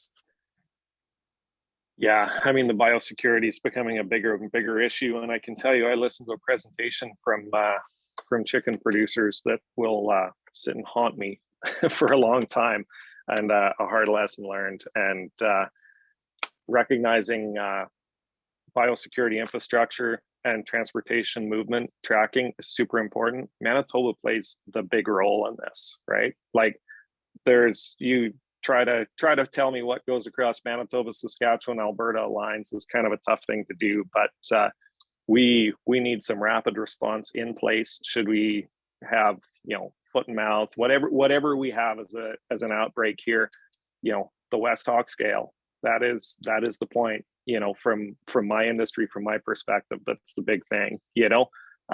We're getting more commitments on the foot and mouth disease bank to mitigate some of that if we get that. But I think the avian influenza outbreaks are a really hard learned lesson, and it was an outstanding presentation to be part of, and learn just how helpless that feeling can be. And I have a ton of respect for them coming and giving us that presentation for us to be educated on what we need to do going forward and how much we really need to hone in on this. And I know it's really hard. I know we're dedicating resources towards something that might happen, but we know it will happen someday, and we need to put those resources in place so it's not to cost us a fortune down the road. Yeah, you mentioned foot and mouth disease. We'd have ASF in the hog sector. Lessons probably that can be learned from the avian flu experience for both those sectors. I think in terms of the role of CFIA and the provinces, Harley, we've seen the CFIA often in these situations when there's a reportable disease like this, they come in and they're the ones who are ultimately in charge of the scene, but we know CFIA resources are stretched thin as well. And I think the province probably has taken on more of a role in the avian flu situation than in the past. And that's probably going to be the case going forward too, where the province is going to need capacity in these areas, right, Harley? Yeah, exactly. With the outbreak that happened last year, there was a lot of turnover and a lot of people put into positions that knew not much about it, but it was all hands on deck across Canada. So I know now with the new plans and how CFA has structured it, it's a lot of the onus has been put back onto the province and to the commodity groups in those provinces. So to be able to get this support, I know Manitoba Agriculture has been tremendous in helping support the feather boards in building a website and helping with information and different things like that, so that when stuff is happening, farmers know that, oh, it's in this zone, we should be looking for this, and get daily reminders of biosecurity, different things. So it's less of a stress on our industry as a whole. But second to that point, the big thing has to do also with the compensation that the farmers that have had this unfortunate event happen to them, that CFIA can do payouts in a quicker fashion, and to get support from the provincial government on that would be huge. I know in a couple of instances, guys have waited up to 8 months to get a check, right? So it's been a huge issue, a big struggle for a lot of farmers. And again, playing back to the mental health, it's a real tough thing. So the more support we can get from the government on that, I know they've done well. And it's important that we keep on working together because it's an ever-changing issue. And we want to make sure we're at the forefront of that and try to mitigate all the risks. All right. Well, I think we're already 5 minutes over time here, and we could keep talking about all of these issues for a long time. But I think we've covered a lot of the really important things that we hope and that CAP hopes are brought forward during the election campaign. So with that, thank you to our panelists, Harley, Jeneth, and Matthew. Thank you for taking the time, and all the best with harvest and fall activities on your farm. Thank you very much. Thank you, everybody, for having us. Thank you for the questions. Yeah. Thank you for the questions as well. And again, thanks for the opportunity to moderate the panel. I'll hand it back to you, Brenna, or I'm not sure who's taking over. Jill? Yeah, great. Thanks a lot, Kelvin. And thank you to our three panelists. And thanks for everyone that participated with questions. We had some great discussion, and definitely going forward to the election, we've got some issues to definitely concentrate on. So that was wonderful. We're going to head into a 15-minute break and reconvene. Can we reconvene at 11:05, Brenna, or just to give us? Absolutely. Yep, absolutely. So 11:05, we will reconvene. So if you want to refresh your coffee or have a health break for a couple minutes, we'll reconvene at 11:05. See you then.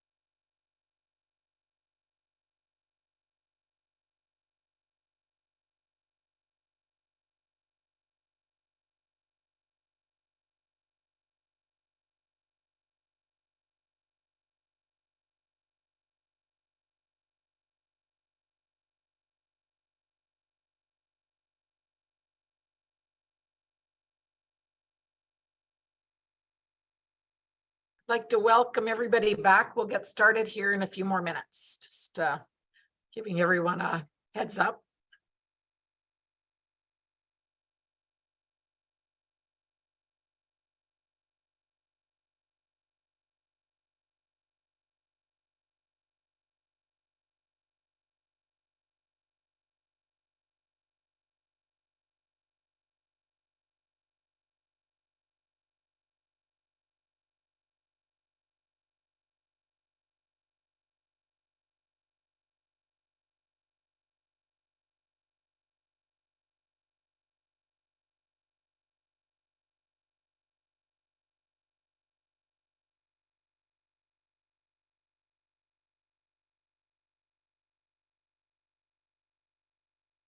Before we continue on here at 11:05, I just want to thank everyone for the great questions and discussion in our last panel discussion. That was great to see and gives us some good direction. And again, thank you to the panelists and Calvin Hepner for leading the discussion and the questions going forward to this fall. So great questions, everyone.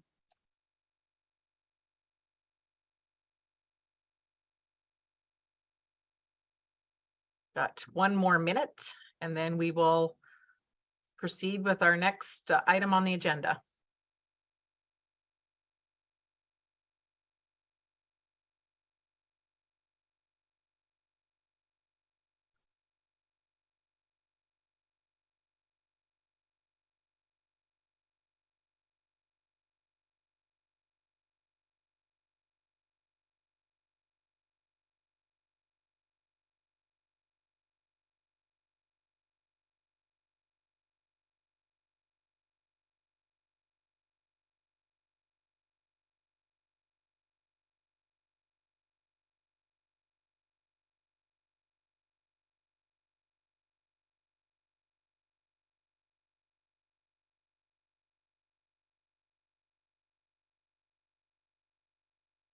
Okay, I see that my clock on my cell phone is at 11:05, so we'll welcome everyone back for the next session here.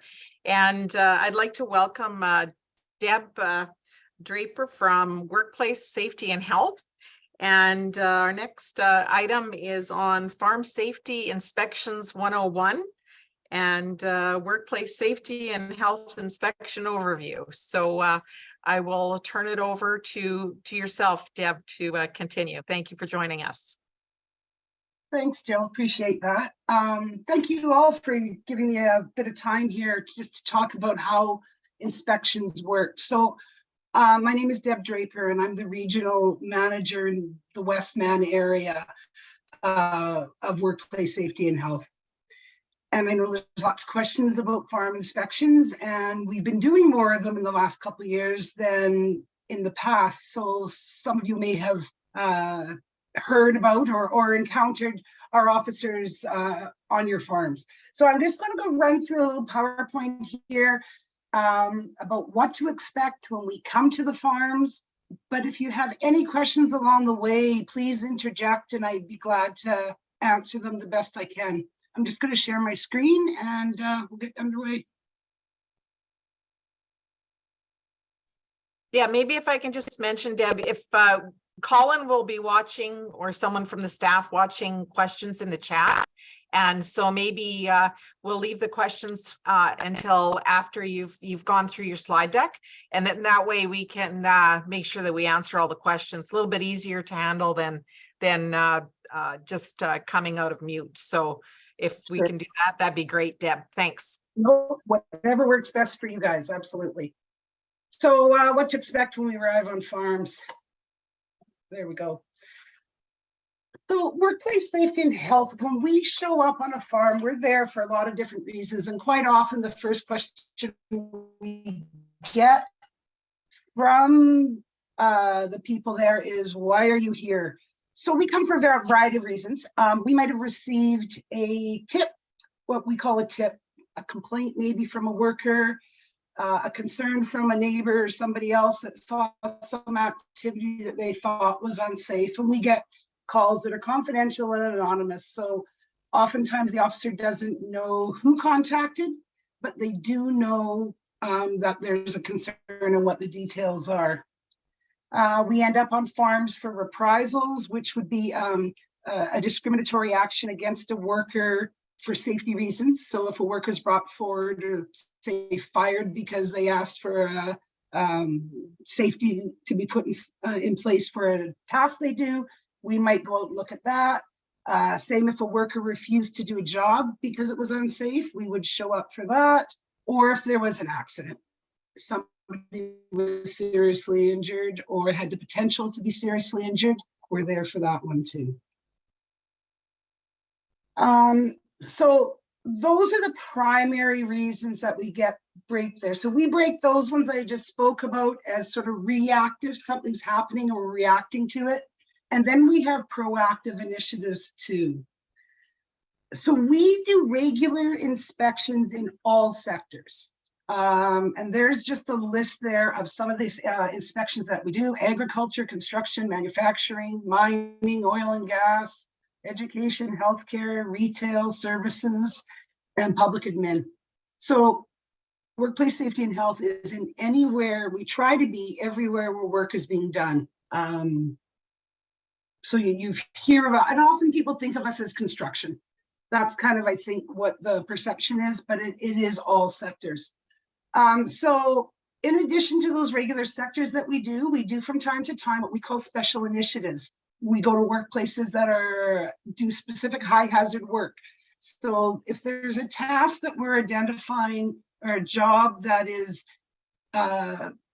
people are getting hurt in, and it might not just be with Manitoba, it might be across Canada, it might be North America. We'll go and check those workplaces to see if there's something there that we can do to help keep that safe, that task or that job safer. We look at injury and illness rates. So we get statistics from WCB. We look at what the injury and illness rates are in various sectors, as well as on specific farms or on specific workplaces in general, not just farms. We look for repeated non-compliance. We'll be back there.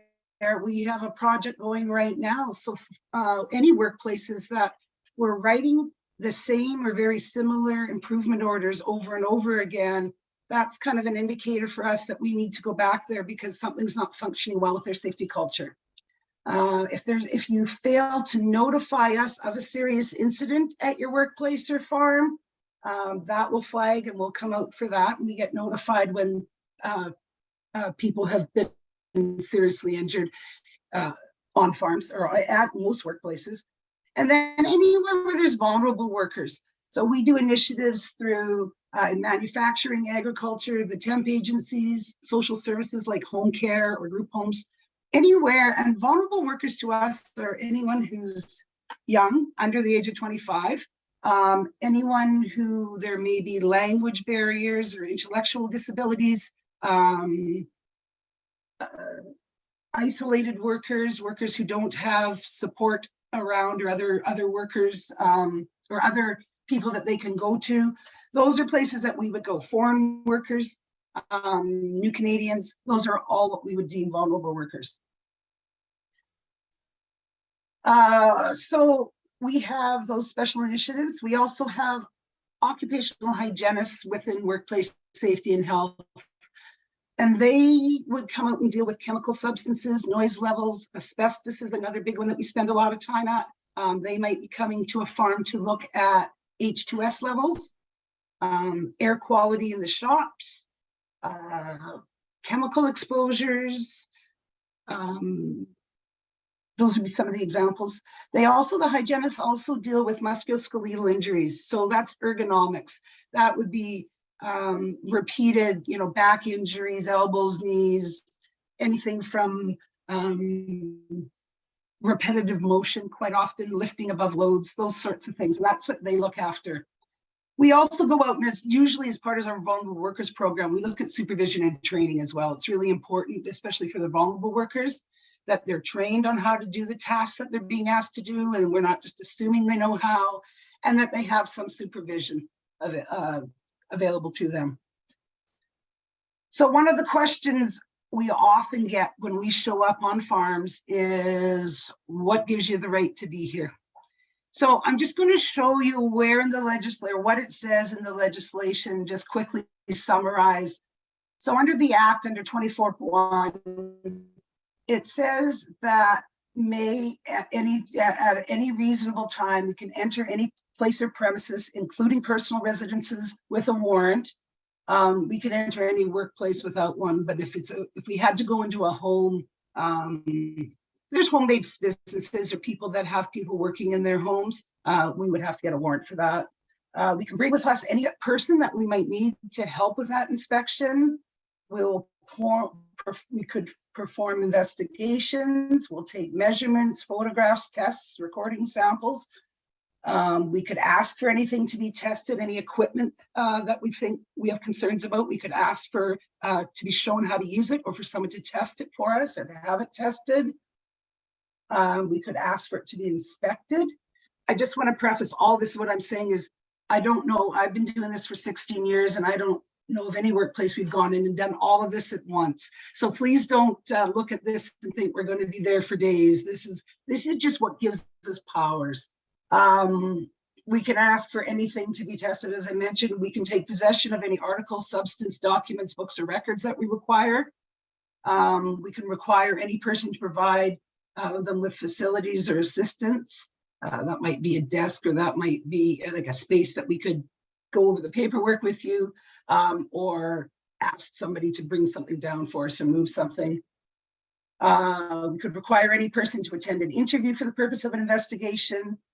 We can direct that any workplace can be left undisturbed. Now, that's usually when there's been an incident that we'll ask them to secure a scene and not disturb a workplace. And that's usually for up to 24 hours following an accident, or any other things that may be authorized by the ministers, kind of the other duties as prescribed piece. So what happens when we get there? So we pull into your yard, we show up. First thing we're going to do is try to make contact. We'll pull into the yard. Oftentimes somebody comes out to meet us. We'll make the introduction, let them know who we are and why we're there, confirm that we're at the right place.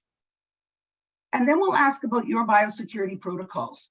We want to follow the protocols that you have and that you follow on your farm, so that we are not putting anything at risk on your farm while we're there doing those inspections.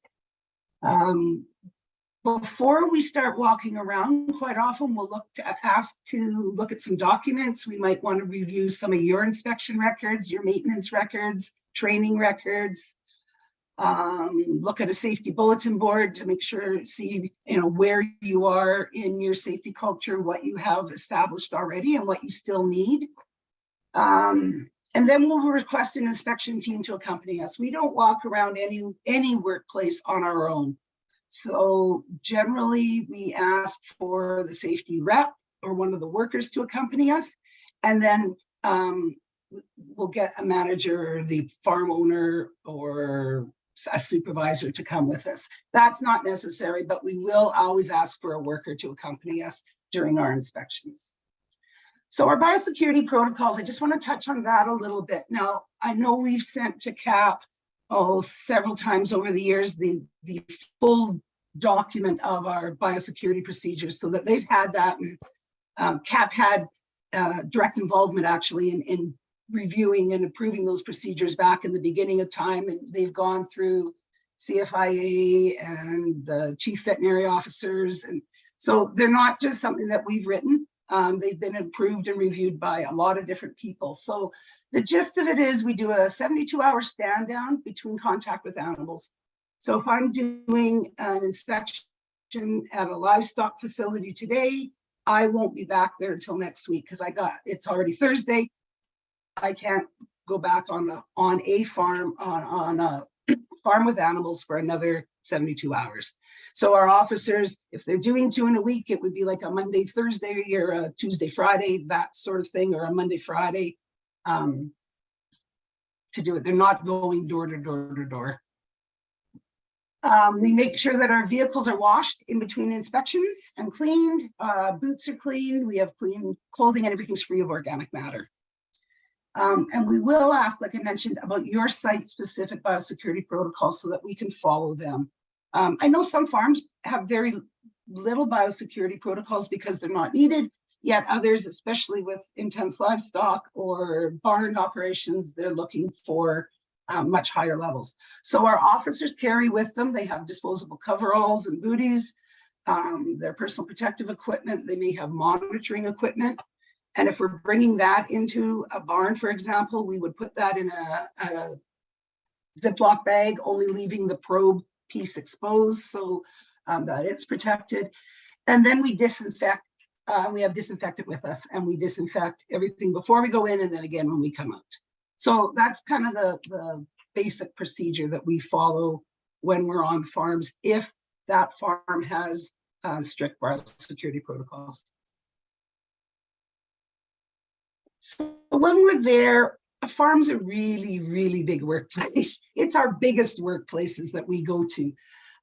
So we are not inspecting it. We're not field inspectors. So we're not out walking the fields. We're going to be where workers are doing work at the time we're there. So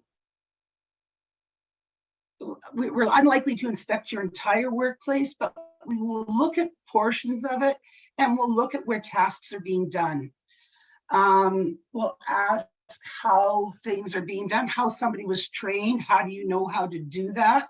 I know they sound like crazy, silly questions to people who've grown up farming, but we'll ask because sometimes the workers you have don't come from the same background. So we want to know how they learn to do it your way. And also just because they've grown up in the industry doesn't mean they have best practices. And so we want to make sure that your safety culture is represented on your farm, not what methods or ways of doing things that a worker might have done. We want to know that you've trained them yourself.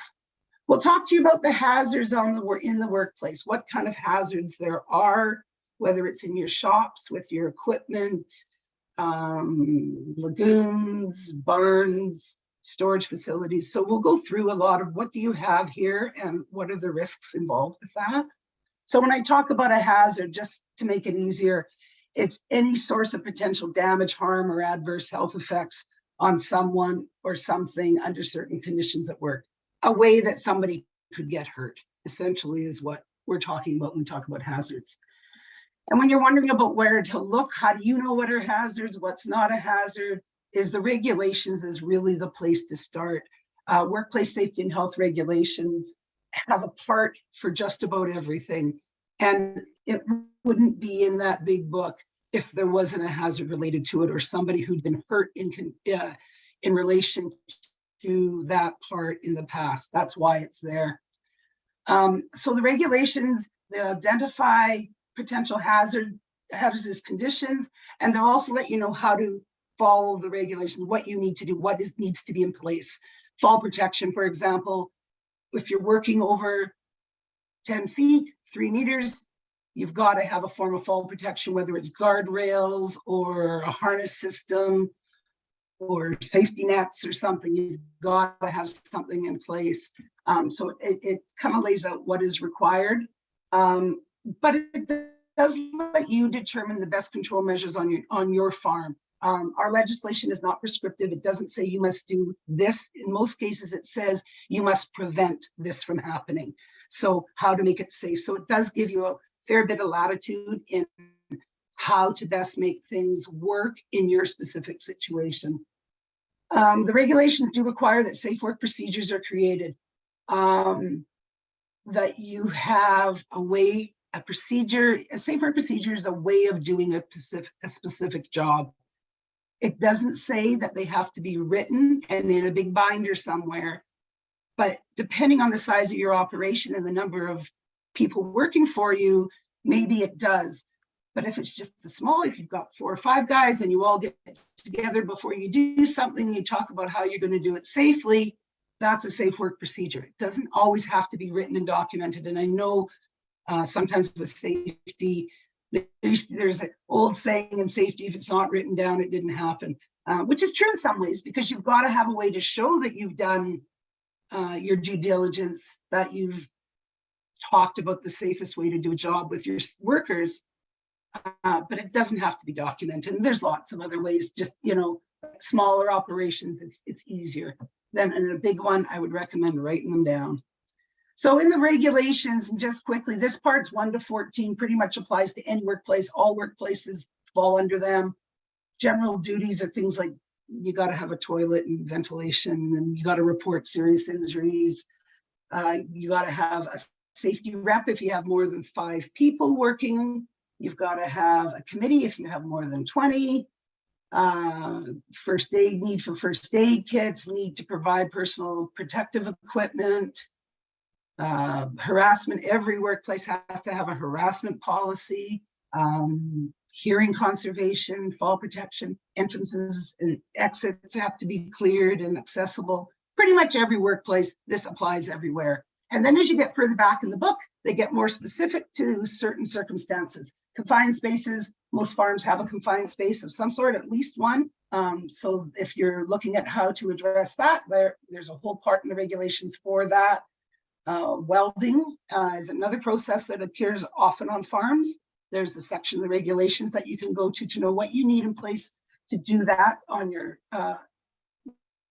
in your workplace. Emergency washing facilities, that talks about eye wash stations, which is something often our officers will be asking for. 22 is powered mobile equipment. Powered mobile equipment is everything that moves, so and is powered. It could be a electric golf cart up to a combine, and everything in between. So there's a big section there, and that's a lot about doing regular inspections and maintaining them in good operating condition. Cranes and hoists, lots of farms have those available. And then there's, again, further back, gets much more specific to different things. Chemical and biological substances in Part 36 deals with, and well, farm chemicals may be exempt under WHMIS. They aren't under chemical and biological substances. You still have to have safe practices, safe way of handling, storing, using the products that you have. Other places where you can look for safety information is we have codes of practice, guidelines, your MSDS or SDS sheets, stats and trends, and you can also talk to your own farm safety consultant, Morag, who probably can give you all of this and more on a drop of a dime. Morag used to work in our office, so I know her well for the work that she does. Once we've done our inspection, once we've done the walk around, we will leave paperwork. We always provide paperwork, or I shouldn't say we leave it anymore. What we email paperwork to you. And that'll come either as a report form, an improvement order, stop work order. If we're coming back a second time, it might be a re-inspection report. Or if you've had an accident, it might be a preliminary incident report. We always document what we have done there. We ask that it's posted on your safety bulletin board or in a prominent place where all the workers can see it. So I brought you a few stats. Last year, so when 22 to 23, our fiscal year runs from May to March. So those are where the numbers have pulled through. Across workplace safety and health, all sectors, not farms alone, but all sectors, we did just shy of 6,000 inspections last year. Of those inspections, 56% of them resulted in some sort of improvement order, something that needed to be improved at that workplace. Sometimes workplaces had one thing that needed to be improved. Other times they might have a list of things that need to be improved. And that resulted in 9,800 individual orders being issued last year. We also issued 277 stop work orders, and those are orders that require the employer to stop the task that they are doing at that moment. It's very specific to what they're doing. It doesn't shut down a workplace by any stretch. Usually it's about stopping a particular task because the risk is so imminent.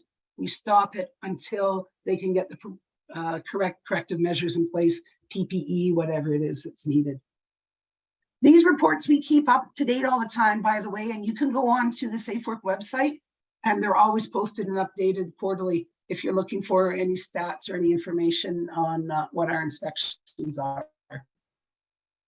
So when I dug into agriculture specific, I did pull up from last year, we did 165 inspections in agriculture. And I think when I said previously, we had done 6,000 in all of Manitoba. So only 165 were actual agriculture inspections. Of those, 59 had report forms. We issued improvement orders at 91 places that we stopped at, and only one farm required a stop work order. Individual orders that were issued were 269, so about, or 369, so about 2.5 orders, 2 orders, 3 orders to each farm was kind of an average of what they got. So the orders that I pulled the top 5 orders that we issued last year on farms. The number 1 is under Part 16, machine tools and robots, and it's safeguarding equipment. It's about making sure that guards and protective measures are in place so that people don't become entangled, don't lose fingers in, that there's a barrier of some sort between them and the hazard. The next order, we wrote 31 powered mobile equipment orders. That could be anything from the condition of the equipment to inspections on it, maintenance records, things like that we would be looking for. Next was general safety duties, and that might just be making sure that they have that they're reporting incidents, that they have mechanisms in place to ensure that there is a safety culture in the workplace. Harassment is quite common, and this isn't just agriculture, this is across the board. We write a lot of orders for harassment. We get a lot of tips and complaints about harassment. But this order is primarily to ensure that you have a policy to deal with harassment complaints and a mechanism to investigate them in an impartial manner. If the complaint's against you, the employer, it's difficult for you to conduct an unbiased investigation. So sometimes it might need a third party. That could be just, you investigate the neighbors' harassment complaints and they investigate yours. That might be that simple. It doesn't mean that you need to always bring in a mediation company or something like that for it. We are also looking for committees and reps. So when we go on farms, if there isn't an appointed safety rep, we'll issue an order for one to be found, elected among the workers, but oftentimes there's nobody running for that election. So getting somebody on the farm willing to act as that safety rep, and then we write orders for training. We can't just put somebody in that role and not know what they need to do. So there is required training for a rep, or if you have more than 20 people there on a regular basis, then the full committee. The other one we see fairly often is electrical safety. Missing covers, electrical panels blocked, blanks missing out of electrical panels, unsafe wiring, extension cords used as wiring. Electrical work must be done by somebody with an electrical license. It can't just be done. And when we find things that are unsafe, we will write orders for electrical safety. When the officers are on the farms, they have discretion and they can decide which form to use. Are they going to issue an improvement order? Are they going to issue a report form, or do they need to stop and work the whole operation of that task? And so they're going to look at what's the risk? Is it low risk or high risk? And the higher the risk, the less discretion the officer has. If somebody's going to get hurt imminently, then they don't have much discretion. They need to stop that task. But if it's something that somebody's not doing right now or using right now, we have more discretion. We can issue improvement orders with a longer timeline, or we can just, if it's something simple like you need to get your fire extinguisher recharged, they missed this one, that's just a discussion. We're not writing an order for that. That's just the officer is going to just mention it to you and ask that you get it done. And this is just what gives us the discretion, that the officer has to be of the opinion that they've contravened and that they have the choice to decide what type of order will be issued. So if we've issued you some improvement orders and we've emailed you, we've talked to you about them before we left the farm, then you'll have gotten an email with those orders in them. And now you've got this document. Now what do you do? An improvement order means you can continue to work, but something needs to be done. It's your opportunity to improve. That's what an improvement order is. It's a chance to fix something before somebody gets hurt. So look at it that way. It's not a ticket. It's not a fine. It's an opportunity to fix something before somebody gets hurt. It's a requirement to fix something before somebody gets hurt. We want you to ensure if whoever's receiving that order, that senior management or the owner is aware of the order. You also have to ensure that your safety rep or your committee are also informed, and that that document that we send you is posted in our workplace. And you should be communicating that with your workers, whether it's at your staff meetings or at your, if you all come together for coffee in the morning and go through what is required. The one piece that's not on here is, depending on what those orders are, again, you may want to contact MORAG for some support and understanding as to what the legislation is requiring of you on those. Before you go too far in, it might be a good thing to do, or you can also always call back the officer who was on your farm. Our documentation will have their email address and their cell phone number on it, so you'll know who to contact if you have further questions. So you have to comply with the improvement orders that we've provided, and there's a due date on that document. We want to make sure that you know what has to be done so that you're not wasting time doing things that aren't required or haven't been asked of you. Someone needs to be assigned to identify what needs to be done and comply with that order. So once you sort of go through the list, whether it's you yourself or you're going to have your workers do it, somebody has to be assigned to get those orders corrected. You also have, just so you know, you have 14 days to appeal an order after it's been served. So if you think it's an unjust order, an unfair order, they didn't have the right information, and that happens sometimes, you can always appeal the order, but you have 14 days to do it. The other thing you can do is if you have additional information that you think the officer perhaps didn't understand, is you certainly can call them back and let them know, and they may be able to just rescind that order so it doesn't exist if they've misunderstood or missed some information that you tried to provide. But that improvement order that you've gotten, it's open until the officer has indicated that you've complied. So be detailed in your compliance, send photos in. That's a great way to get information, copies of documents. Tell us specifically what you're going to do. And if you need an extension, we always put a due date on when these are due. But if you need an extension, you've ordered something, a part it's not in yet, or you're waiting for a consultant to support or whatever, as long as you've made progress in that time that we've given you, we can give you an extension. You've got to ask us before the due date, though.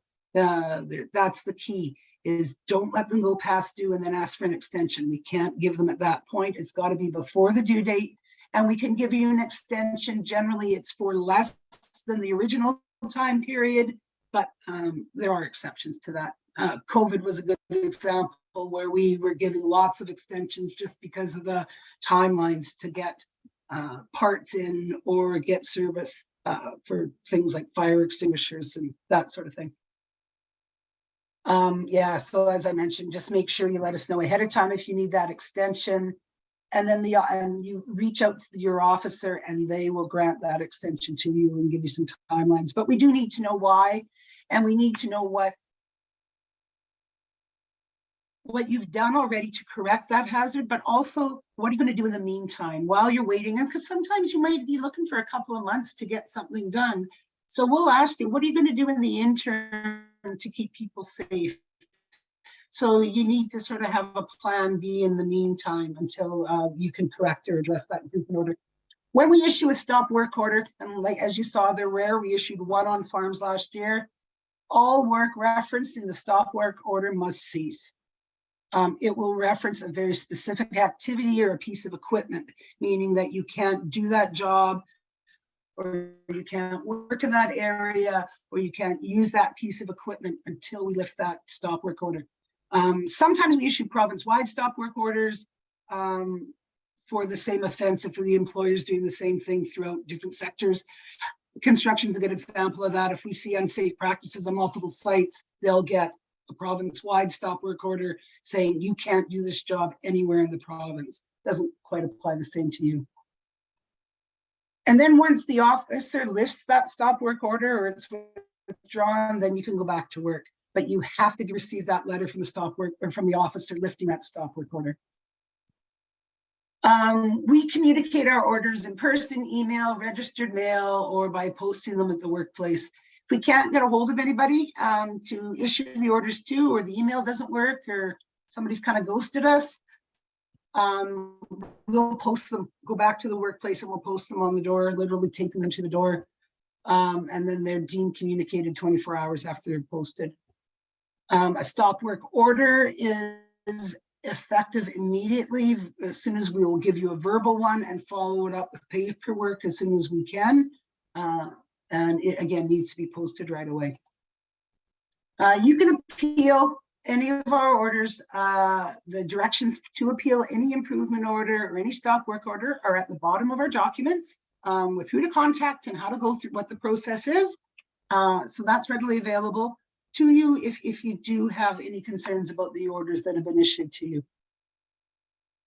Once you've complied the orders, you've sent in your compliance and the officers reviewed it, they're going to issue you a reinspection report that just shows that you've complied. And it'll say what the order is and it'll say complied so that you know, and again, post that on your bulletin board so that your staff, your workers know that you've complied with these orders and these are now safe areas or safe tasks in the workplace. If you choose not to comply by the due date and you haven't requested an extension, the officer is going to come back, do a reinspection, and if the same condition exists, then the order will be put into non-compliance. Once an order is in non-compliance, administrative penalties can be issued. They range from 1,000 to 2,500 per order, and they get expensive quite quickly. So we don't like them to go to administrative penalties. We'd much prefer to try to work with you to get them resolved before they get to that point. So don't let them go overdue. If you want to take a look at any where we've issued stop work orders, what types of penalties and prosecutions, again, on our government website, it's all available there. We have charts available that are updated regularly. One of the times, unfortunately, when we do come to farms is when there's been a serious incident. And oftentimes it's our CMP that call us to come, oftentimes because you as the employer are in the middle of an emergency, a crisis. So oftentimes we hear from the RCMP before you have a chance to call us.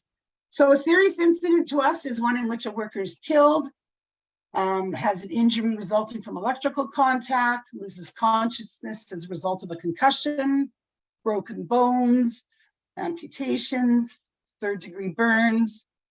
Third-degree burns, you don't really know until they get to health sciences. So if they're burned badly and they're taking them somewhere, just call us. Permanent temporary loss of sight, a cut or laceration that requires medical treatment at a hospital. So if they have to go for stitches, we need to know. That's a reportable incident. Asphyxiation or poisoning, or a collapse of a structure, crane, hoist, lift, anything that falls down. If you have an explosion, fire or flood, those are workplace impacting fires and floods. Just so we don't need to know about backed up toilets or garbage can fires. But if it's something that's impacted the workplace, then we need to know. An uncontrolled spill or escape of a hazardous substance, that might be hitting an underground line, that might be a release of chemicals, failure of an atmosphere supplying aspirator. So if you have somebody in with a SCBA and it fails, you'd have to let us know. Those are serious incidents. Those are what you must call us for. And if you're not sure, call us anyway, and we'll say, thank you, please just investigate on your own. You know, you can never over-report that, and it doesn't go that, oh, they had another minor incident there. We just thank you and carry on. It's the serious ones that we're looking for. So reporting these serious incidents, first tend to that injured worker, of course, then secure the scene and prevent any additional hazards. So except to move or prevent another except to free the injured worker or to prevent another person from being injured, everything else must be left at that scene. If their safety glasses went flying across the shop floor, they got to be left there. If a piece of metal dropped at the time of the incident, that's got to be left there. If a tractor was sitting in the field when he was injured, where he was injured, that's unfortunately got to be left there until we release that scene. There's the number to call to report the incident. It's 24/7. We have officers that do on call. We work around the clock for that. They're going to ask, you know, your name, the injured person's name, where to find you, what the injury's like. If you don't have all the details, that's okay. Call us anyway. We'll get them by the time, you know, from you at a later date. We know that it's a high stress time, so we just want to know about the incident. We'll try to get out there as quickly as we can. Investigations are carried out. They got to be carried out by the right people. So that would, you're going to be responsible for investigating on your farm and with your committee or your safety rep. Again, that might be a place where if you've never had an accident on your farm, you might want to get MORAG involved to help you walk through an investigation. Investigators must be trained, and investigations must be carried out as soon as possible, reasonably practicable. We recognize that there's crunch times, but as soon as reasonably practical, those investigations got to be carried out. And the reason for the investigation, whether we're doing it as workplace safety or you're doing it as the farm owner, is to collect information and learn what went wrong and how to protect it, prevent it from happening again. Our officers, we're also looking to collect information, collect evidence for Department of Justice. We determine if the parties involved fulfilled their responsibilities. So in the Act of the Workplace Safety and Health Act, there's a list at the front of the book that talks about duties of owners, duties of employers, duties of supervisors, duties of workers, and everyone has responsibilities. And it's up to the employer to ensure that they have fulfilled their duties and can show their due diligence. So you have to be prepared to demonstrate and prove that what you did was reasonable in the circumstances. So when you've had it, that's really important to know when you've had a serious accident on a farm, is you got to be prepared to demonstrate that and prove that. So give that some thought. How are you going to do that? Because that's something that has to be in place ahead of time. That's the gist of kind of what I have. I would love to hear any questions. I'm going to stop sharing so I can see anybody, but if there's any questions or anybody has any comments or anything they want to talk about, I am certainly willing. Thank you very much, Deb, for that great discussion. A lot of information to go over. I'm just kind of looking to see if there's anybody with their hand up or questions in the chat. I know I'd thrown one in there, but you answered it in the last few slides. So I was a little proactive in wanting an answer on what a serious incident was, but great. Yeah. Colin, do you see anybody or? Well, I have my own question, but I'll put it to the floor first, actually. Okay. Why don't you go ahead, Colin? I don't see any, maybe it'll spur another question from the crowd. Sure. Thanks, Jill. Yeah, thanks, Deb, for the presentation. So yeah, like we run the Farm Safe Manitoba program with MORAG here. And one of the things we talk a lot about is what are some sort of easy things producers can do on their farm to mitigate incidents, just to make it overall a safer place, you know. Maybe if you could just touch on sort of maybe refer to them sometimes as low-hanging fruit things people can do to be prepared.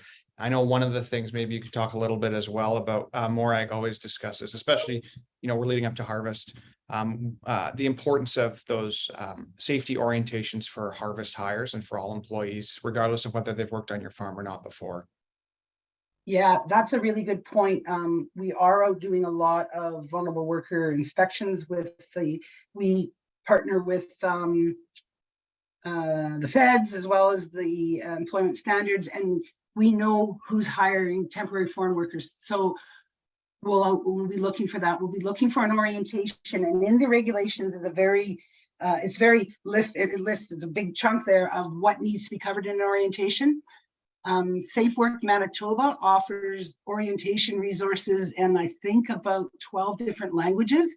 So that often helps when you have some language barriers. At least you can get a few documents that are in their first language. Those on the bulletin board go a long way to sort of even just communicating that there is this, the safety culture is important in our workplace. And I think it's very welcoming for new workers to see that there's something there that they can read and understand. Orientations, it could be that you bring everybody in and you sit them all down the day, like before you get going for the season, and tour them. Here's the bathrooms that you're going to use. Here's where you're going to do lunch. Here's, you know, all the normal things. Here's when you're going to get paid, all that kind of stuff. But then also just cover off the safety topics. If there's an emergency, what happens? Where do we meet? What if the weather changes suddenly and a tornado's coming in? Do we, you know, what are your basic plans for if somebody's going out to work alone in a field? Do we have radio contact? Because we don't always maybe have cell contact. What are people not allowed to do? And probably this is probably one of the bigger ones is, as a new worker, you as the employer really need to think about what is not allowed for that new person. Now, that might be because if they do it wrong, the consequences are huge in dollar value, but also maybe the consequences are huge in life. So there's often a list of things and farms that you don't do either alone or you don't do as a new person until you've had experience and training. Orientations, but also for your supervisors, I would recommend your supervisors, they've got to sort of know what their obligations are for ensuring these people when you're bringing in new workers, any new workers, make sure they know what needs to be on that orientation and that they can answer those questions, because they might have to correct and guide people to the safer way of doing things. The other part of your question, Colin, I'm sorry, I made a note, but I didn't finish writing it down. And you asked about, I'm sorry. I can't recall, to be honest. Oh, low-hanging fruit. I was going to say, yeah, a couple things that are really easy to get started with. Have a meeting every morning, if you can, or a meeting at some point a couple times a week. Just bring everyone together. What's broken? What needs fixing? What do we do? Put a few processes into place like that. I'm not expecting you all to fill out forms and charts and have, you know, offices where things are going to go. I recognize that's not your lives, but pull everyone together so that there's an opportunity to report anything that's broken, anything that's causing a concern on a regular basis. Get that bulletin board or get a space up in your workplace that lets you communicate to each other. Training, concerns, reminders, who the first aiders are, those kinds of things. Just basic, very basic things, and that will sort of set the tone for letting your workers know that it's okay to come forward with safety things. If they see safety things around already, they know that you're thinking that, and they'll bring more forward. It's just an easy way to start without suddenly trying to figure out what you're going to do with your confined space. That's a hard job. And you probably need a professional for that, but there's lots of little things like safety boards and regular meetings, safety meetings that will help. I see a couple of questions popped. Yeah, there's a couple there. Thanks for the clarification on documentation. I think that's important, not to get bogged, to I guess have that reassurance, not to get bogged down on that as opposed to just having the process. There is a couple questions. Maureen had one in regards to flooding and need of inspections. And I'm talking, sorry, yeah, and I should clarify that. I wasn't thinking in a overland flooding kind of situation. What's the expectation workplace wants to visit farms during flood events? I'll tell you, I remember one year This was many years ago, and it was Morag and I were out driving, and we were trying to inspect this farm. We couldn't find a way in, and we just went and did another farm. Everything was flooded out. We're not looking to come out and inspect you at your worst moments. Let me tell you that we're when I was talking about flooding, it would be more about a part of the work area, like a shop that got flooded out, and now you've got to get all your electrical equipment re-inspected, or one of your storage sheds that got flooded out, and now you may have concern about mold and bacterial growth, those kinds of things more so than land flooding.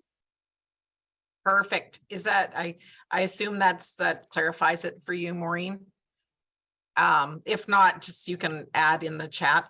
And George had a question in regards to, we're working through some really hot weather right now, and as far as extreme heat and working conditions and guidelines that you maybe could provide for farmers. Yeah, we certainly are right now. It's a good question, George. We get lots of calls about this. There's a guideline on working in extreme temperatures. There is a guideline on the Safe Work Manitoba website, and I can forward that to you if you like, or Morag probably has it, I'm sure. The gist of the legislation is that there's no too hot or too cold in Manitoba, which probably isn't a big surprise for you. But the employer has to ensure that workers are safe doing their job. So that might be cool down periods, that might be water, that might be air conditioning, that might be just rest breaks, working on the shady side instead of the sunny side at certain times of the day. I know it's not always practical, but it's not always practical to pull people off their jobs, but do what is practical. So like I said, water, those cooling bead scarves, rest breaks, whatever it is, working split shifts. So maybe you're not working in the heat of the day if you don't have to, you work more in the morning and at night. But there are some guidelines so you sort of give you an idea of when it does get dangerous. The Safe Work guideline does have some chart in it that shows you where the danger levels are. So you as the employer can at least sort of know, okay, we need to start being careful, tomorrow afternoon once we look at what that temperature is going to be. Certainly. Jill, would you like me to send that over to you guys? Yeah, that would be great. And actually, maybe if you wanted to throw up in the chat, I know maybe Brenna can put up Morag's contact information for producers. I know that's a lot of information for us to kind of digest and I'm sure the questions come up, but certainly, to throw maybe those contact informations up on the screen, or even if it's available through the CAP office later, if producers have questions, we can maybe identify those and have those put on our alert going through our CAP alert coming up to harvest here, just some of those, checklists and just reminders for producers going into the fall, but definitely great information. Is there anything else you'd like to add yourself or Brenna at this time? We do have a couple more minutes before we get into our resolution portion of the meeting, but definitely great information, and thank you very much for coming and presenting, Deb. Thank you. Brenna, thank you. I was just going to say, Colin has the PowerPoint. You're welcome to share it with anyone that would like a copy of it for the information in it. And you are welcome to contact me anytime. Again, CAP office has my contact information as well if anyone has any further questions. And don't be afraid to call Workplace Safety and Health. You can call the client services number, ask your questions. If the person answering doesn't know the answers, they will find it and get back to you. You can be anonymous during that conversation. So just reach out. That's all I'm saying. The information is available, but we need you guys to reach out. Don't be afraid when we come. I know our officers are learning about farms. We don't know everything about them, that's for sure. So they'll be asking lots of questions, and that's how we do better inspections, and we can better serve your sector as well. But thank you for the opportunity. I enjoyed it. Thanks, Deb. Anything more, Brenna?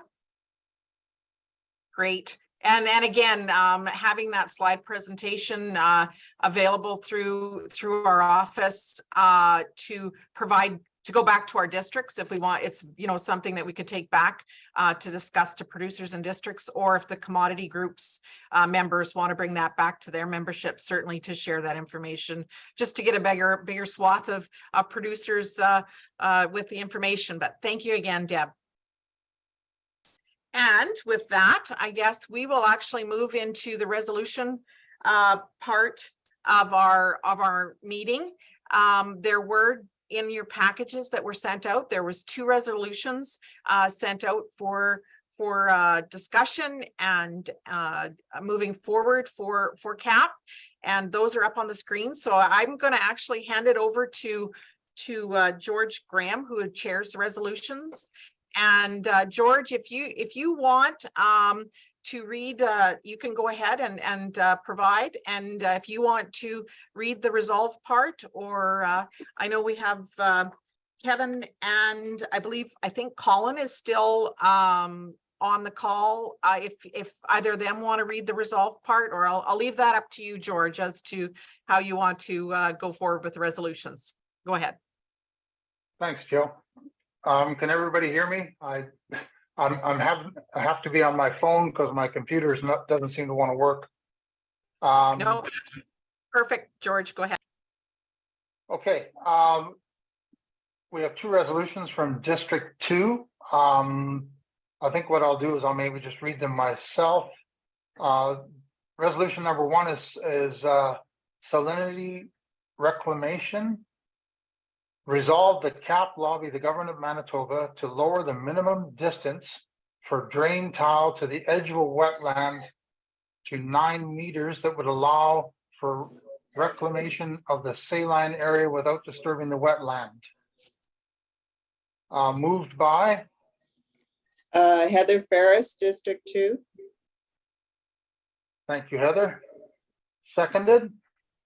Glenn Young, District 2. Thanks, Glenn. Heather, would you or anyone from District 2 like to speak to this resolution? George, this is Les Ferris. I will speak to the resolution.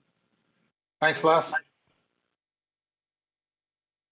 With changing demographics, native grasslands surrounding wetlands have been converted to grain production, as it is not economically viable to harvest small areas of native hayland. Without tilling, salinity has increased, encroaching into the productive grain land. Soil tests have shown that saline areas adjoining a wetland have extremely high levels of calcium and magnesium, 3 to 9,000 parts per million. These high levels of calcium and magnesium cause soils to become highly compacted. Drain tilers use a 16-meter interval to drain soils with high water tables. In saline areas, the space can be narrowed to 6 meters because of the high compaction in the soil. This spacing has water traveling 3 meters, half the distance of the spacing between the tiles. So the 9 meters in this resolution is a very conservative buffer zone as to not disturb the existing wetland. Thank you. Thanks, Les. We'll open the floor for discussion.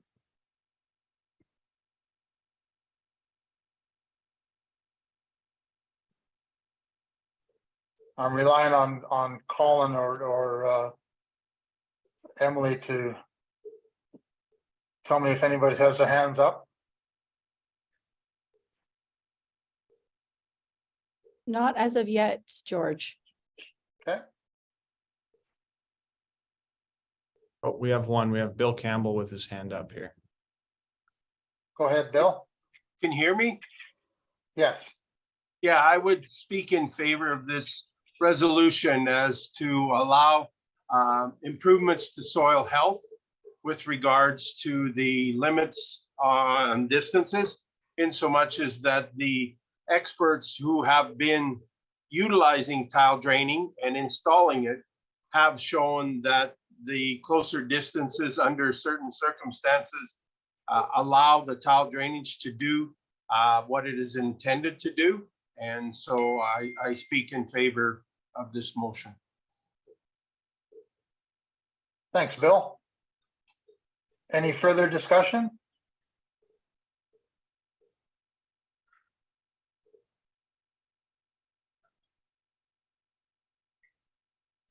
Seeing none, I'll call for the question.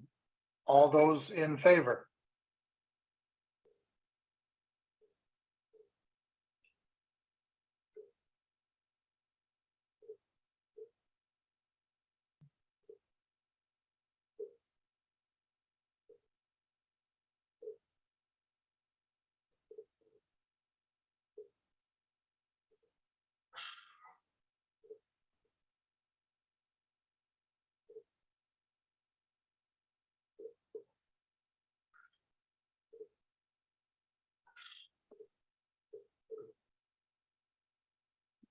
That resolution is passed.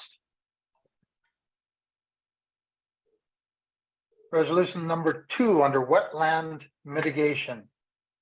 Resolve that CAP lobby the government of Manitoba to change drainage regulations to allow farmers to mitigate the drainage of class 1, 2, 3, and 4 wetlands by digging reservoirs in convenient locations with equivalent volumes to establish an enhanced wetland that would maintain water for all aquatic species. Moved by Heather Ferris, District 2. Thank you, Heather. Seconded. Glenn Young, District 2. Thanks, Glenn. Les, would you like to speak to this resolution? Yes, I would. This resolution is designed to increase water retention to maintain wetland habitat in years of drought. Currently, mitigation for wetland removal is done on a 3-to-1 ratio by area. This resolution would see mitigation done by volume, creating enhanced wetlands that would be deeper and better able to withstand drought conditions. In years like 2023 and 2021, when class 1, 2, 3, and 4 dry up, ducks are able to fly further north for nesting habitat. Many other aquatic species such as turtles, salamanders, frogs, and toads are, pardon the pun here, left high and dry and perish on account of lack of water. We hope this would mitigate the problem. Thank you. Thanks, Les. Open the floor for discussion. Yeah, we have David Rourke. Go ahead, David. I have a question, I guess.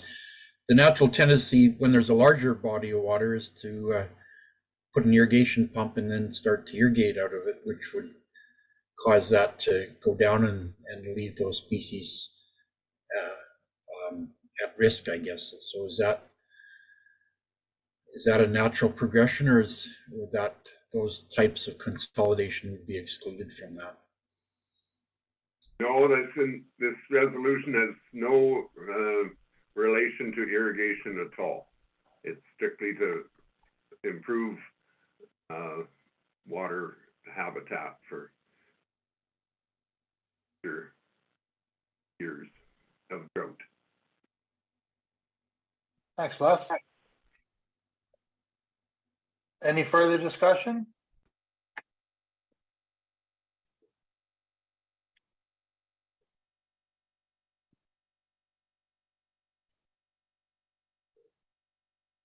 Seeing none, we'll call for the question. All those in favor?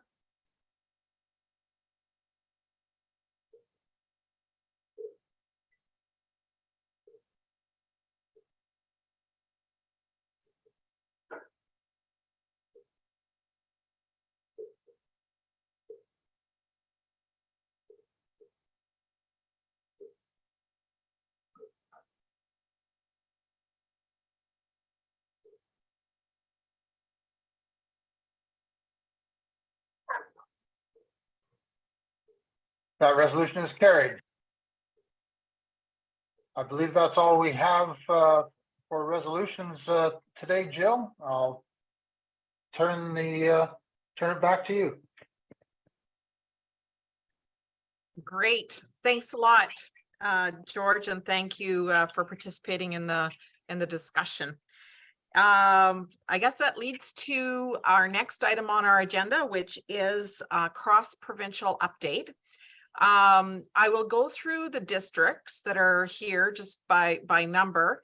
And then if I could ask, just to make it a little bit faster so I don't miss any commodity members, if you are representing a commodity member of CAP, can you please raise your hand on the chat under reactions, and then that way I can just call on you to report. It'll just make us a little faster going through the commodity groups that are here. So we will start with District 1.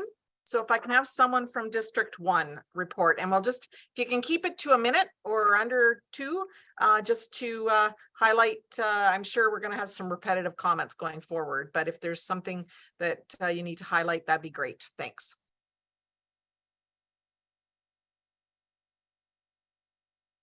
District 1. Bill, do you want to do this, or do you want me to? Well, I guess I can take a stab at it in so much. I guess we've seen a lot of variability in the moisture levels this spring. I think seeding went along relatively well, but we are seeing conditions in the last week where crops are starting to suffer and show some yield limitations. There was a lot of chemicals, pesticides, fungicides applied. Grasshopper pressure is there. Forage yields were variable depending on the stand. Pastures are starting to brown off. Regrowth is extremely limited. There has been hail throughout the District 1. My understanding, Wascada has received significant damage. Contact our hail appraiser. He's been going for 41 days straight with regards to assessing problems. I think overall average would be, I wouldn't say optimistic, but average crop looks to be kind of what's in store, but we could really use a rain. Great, thanks, Bill. District 2. Yeah, Les Ferris. Just very variable on the rainfall. Like there's very few people have had significant, I would say 2 inches from the time of the snow melt. And the crops have really started to show the stress here this week on any high spots, and certainly not hard to see where the snowdrifts were. There's a bit of fall rye. I haven't got a handle on the yields yet. They were just starting some of it. But yeah, we're not looking for an average crop here at all unless we get some significant rain here in the next week. Thank you. Great, thank you very much, Les. District 3. Yeah, Colin Penner here. Similar boat to Les. It's been pretty dry here in spots. Other spots have had decent rain, but overall, we're not looking for a fantastic crop. I know there's been some hail the last little bit here. A neighbor here has had most of his farm written off, so it'll be a pretty quick harvest if the weather cooperates, I think. Thanks, Colin. District 4.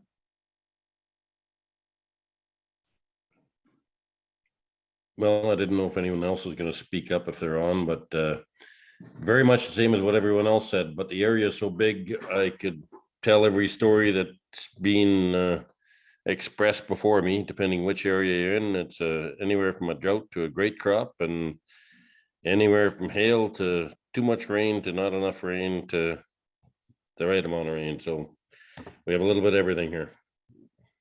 Great, thanks, Kevin. District 5.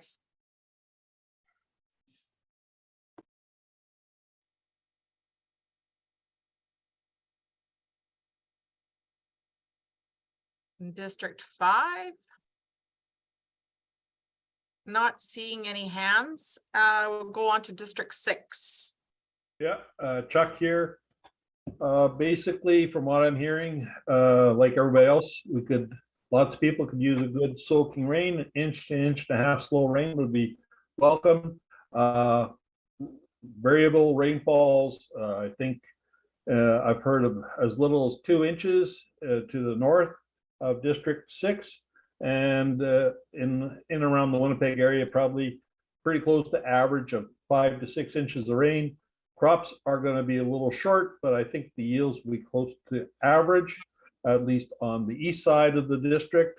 I'm hearing hay crops are running about 60% of average. So, you know, in general, things, we haven't seen a lot of hail, but in general, things are looking decent, though a lot of variability. Thanks, Chuck. District 8.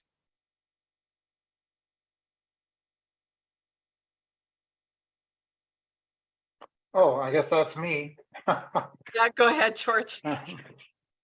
All right, crops in our district are actually looking quite good, with the exception of the Assiniboine Valley and a few miles from the valley. For some reason they've gotten next to no rain. We had a couple of inches in June, which was very helpful. Actually, it drowned out some potholes. July 1st was a kicker. Anywhere from a large part of our district got hit by a big storm, anywhere from 2 to 4 inches, lots of hail. So the crops, they've used that moisture and they are looking quite good. First cut hay is all up. I see people are now cutting sloughs. I don't think there's going to be a second cut. Things are looking quite dry on the pasture and hay front. But I think most farmers I've talked to, they're really they're looking for an average to above average crop. Thank you. Thanks, George. We'll go on to District 9.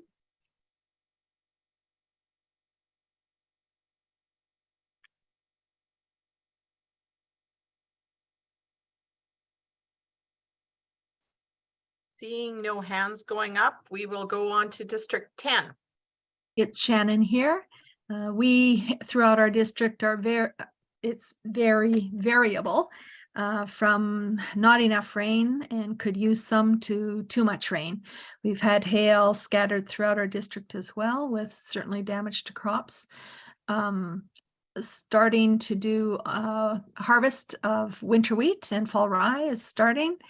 And the yield for crops varies depending on which part of the district, or the potential yield, I guess. It's not the bin yet. Depends on what part of the district you're in. I know they've started harvesting honey, and hay production, again, is variable depending on where you are in the district. Thanks, Shannon. And lastly, I guess we'll go to District 12. Okay, as usual, I've got 2 areas, distinct areas I need to talk about. One is the Swan River Valley area. It's very variable as the other comments were. We haven't had any hail, but and some areas it was 45 days before we got any rain since the beginning of June, and other areas second week in June received 4 to 5 inches in about an hour and a half. And but the crops are beginning to suffer in some areas. Some of the cereals are starting to turn white, type of thing. But if we get some timely rain, it's probably be all right. The hay production was down a bit, but because of the good moisture going into the from last fall and into this spring, the hay production wasn't affected as badly as maybe the crops might be if we don't get rain. The PAW areas has been getting very timely rains. Seeding in both districts were earlier than normal. The PAW area, the Carrot River Valley farming area, I would expect that the crops are going to be bumper crops.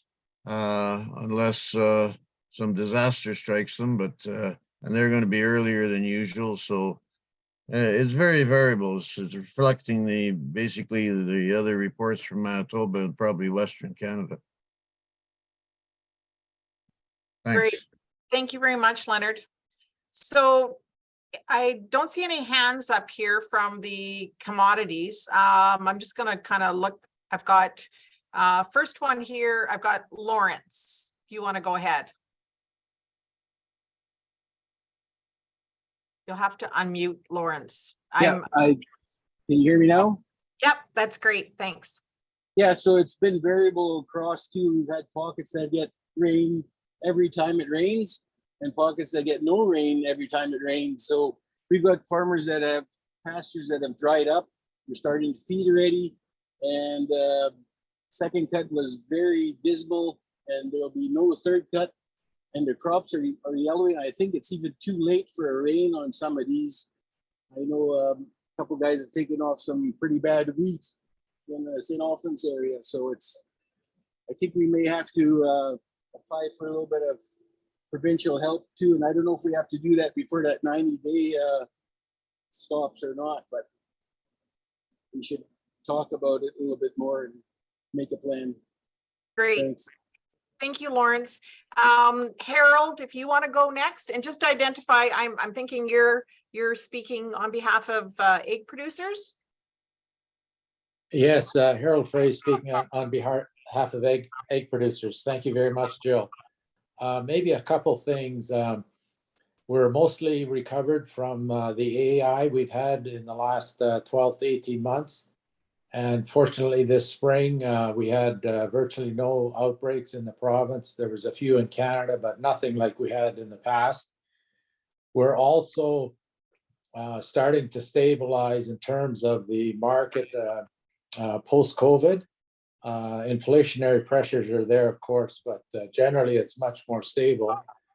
The thing that we've been spending a lot of time on, and Harley referenced this in the panel, is working with the province, two ministries particularly, on building codes and the inconsistency of inspections by Manitoba Hydro to approve renovation or building construction. And this is an ongoing project. And a huge thank you to Kat, the summary that you did on what other provinces are doing, the details of our own legislation, that was hugely helpful in writing letters to ministers, etc. So thank you very much. Thanks, Harold. Next hand I see is Eric. Hello, Jill. Can you hear me? Yes, we can. Go ahead, Eric. Okay, great. I was having a little technical things before. So anyway, I don't really have a formal report, but the one thing maybe I'd offer is just I thought it was a very good meeting, and I thought that was an effective discussion around the upcoming election readiness. And I think from our organization that the importance of research and extension and the province's role there is something that deserves some attention. Just maybe a couple of things that come to my mind are funding for things like diversification center, university, that sort of thing. So I think that's the one thing maybe I would that I'd mention. And I see Pam is on as well. If she has anything she wants to add, that's great with me. So I'll just sign off with that comment. Great. Thanks, Eric. Next I have Daryl and then Pam. Thanks, Jill. So in the pulse and soybean world, no need to go into the details. So obviously the fate of this year's crop is in the hands of how much rain we get in the next little while. But just a couple of issues that are really emerging in the background that I think we'll have to deal with in the coming months. The federal government is signaling through their decisions on research funding that they are indeed making good on their threat to pull out of public plant breeding. In our view, we've got a couple of programs in Manitoba that are on the chopping block. in addition to the wholly unsatisfactory method in which the federal government has processed and reviewed significant or research proposals which carry significant grower dollars in them, they are demonstrating a complete lack of respect for grower funding through the checkoff system. So that's something we're going to have to deal with. And I just wanted to, and we're feeling that acutely in the pulse and soybean industry. And underlining what Eric said about the importance of research and extension going forward. I think there's some difficult times ahead and some hard discussions that are going to have to be had, and look forward to working with CAP on that from a Manitoba perspective. Great. Thanks very much for your comments, Daryl. Pam. Hi, thank you for that. Yeah, Daryl, he's brought up a really great fact that I was also going to bring forward, was that we are starting to hear cluster funding outcomes, and they're being delivered to applicants by AFC. As MCA, we're involved in 5 clusters. We've heard from 3, and as Daryl's indicated, we continue to kind of assess what AFC's decisions are going to have in terms of activities specifically related to breeding programs. Probably the biggest one that we haven't heard back from yet is wheat. So based on what we've heard so far, we're trying to stay positive, but we wait to hear, and I'm not sure how a change in federal government leadership with a change in minister is going to impact those timelines as well. So as we kind of determine what impacts are going to be, I think that's going to help us lead what the next steps should be in terms of producer groups who fund research. The other couple things I'd like to mention is, as well, we have a new emergency use approved for lygus bugs in Manitoba confection sunflowers. So we just received news this week on the successful submission of that emergency use, and that's of the carbine insecticide. So of course that was a collaborative effort, and we want to thank everyone that was involved, including FMC, the holder of the product, as well as Manitoba Agriculture in terms of that emergency use. So that's definitely a result of some collaborative work. Earlier in the meeting, we were talking about Ag in the Classroom. Of course, MCA is a proud supporter of that organization, and we have recently announced, alongside Ag in the Classroom, a multi-year commitment of $185,000 over the next 3 years. So we're really proud to provide that financial support to make sure that they continue the great programming that they already do. And one last thing I'll mention maybe is just the advanced payments program, or cash advance, as many producers know it as. We continue to advance dollars. So please give our office a call, talk with Tammy or Ray if you're interested in learning more how to, learning about that new limit of $350,000 interest free, and they'll walk you through the process. That's all that I have. I tried to update or attach a document like I normally do, and it's not letting me. So all you're going to hear is a verbal update from me today. So sorry about that. Thanks. Thanks very much, Pam. I'm just gonna let it be open here as far as, is there any other commodity associations that would like to comment? I see Chuck is on, as well as Marg, Maureen, and Kate. Do any of you have comments from your associations? I'll let you put up your hand if you have anything. Warren should be giving us an update from Manitoba Canola Growers piece, if he has one. Okay. Just raise your hand so I can.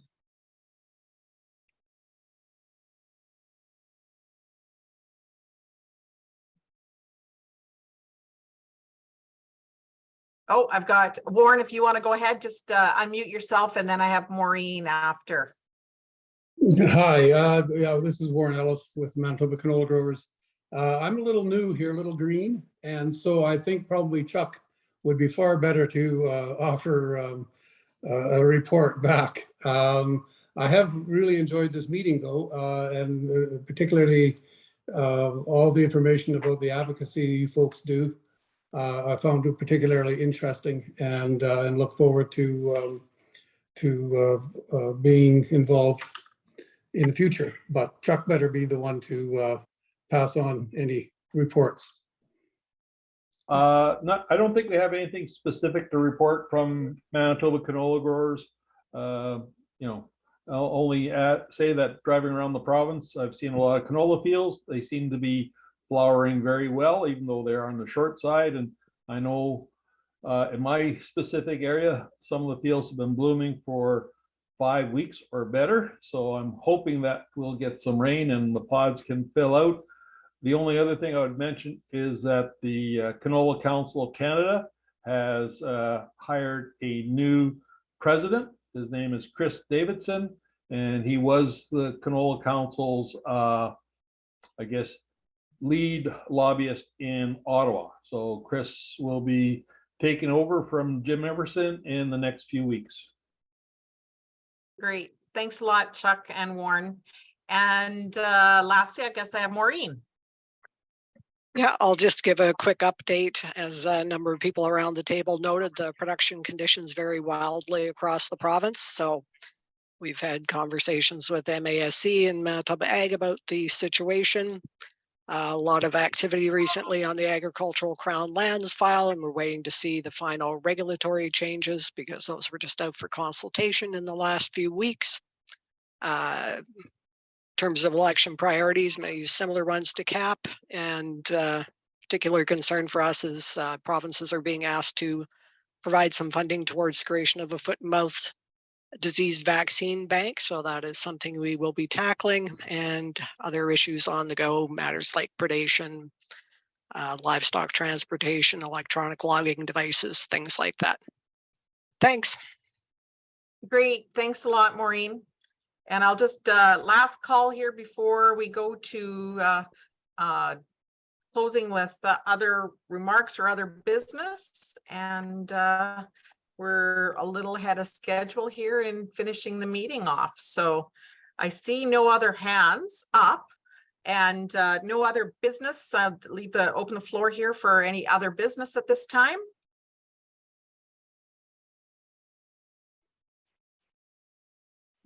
Jill, it's George Graham. I don't know how to raise my hand. Oh, okay. Shoot. Go ahead, George. I've been in contact with Brenna about farm safety issues. We're having a lot of break-ins in District 8.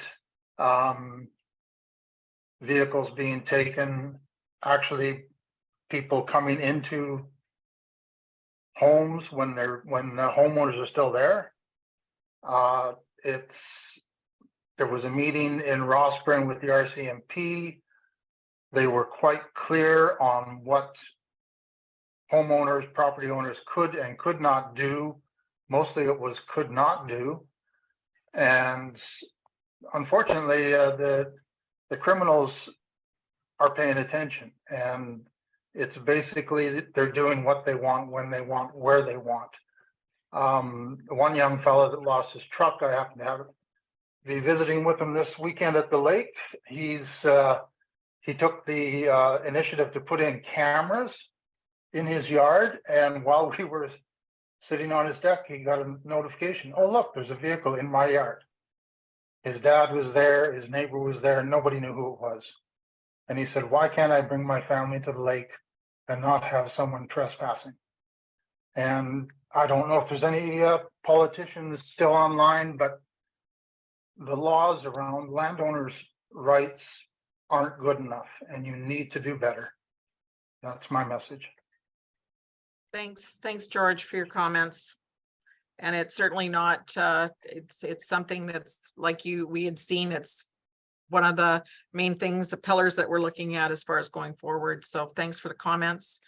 I don't see any other hands. Bill Campbell, is that a legacy hand, or would you like to comment? Oh, I'm just curious on the update with regards to the government funding through Sustainable Ag and those programs. Has there been any conversation lately as to the release of approvals and how we can plan forward getting on with these projects? I think it was mentioned in the panel that some of these projects are time sensitive before the ground freezes, and access funding and some of those narrative. So just curious if there's been any word in the last little while with regards to approvals.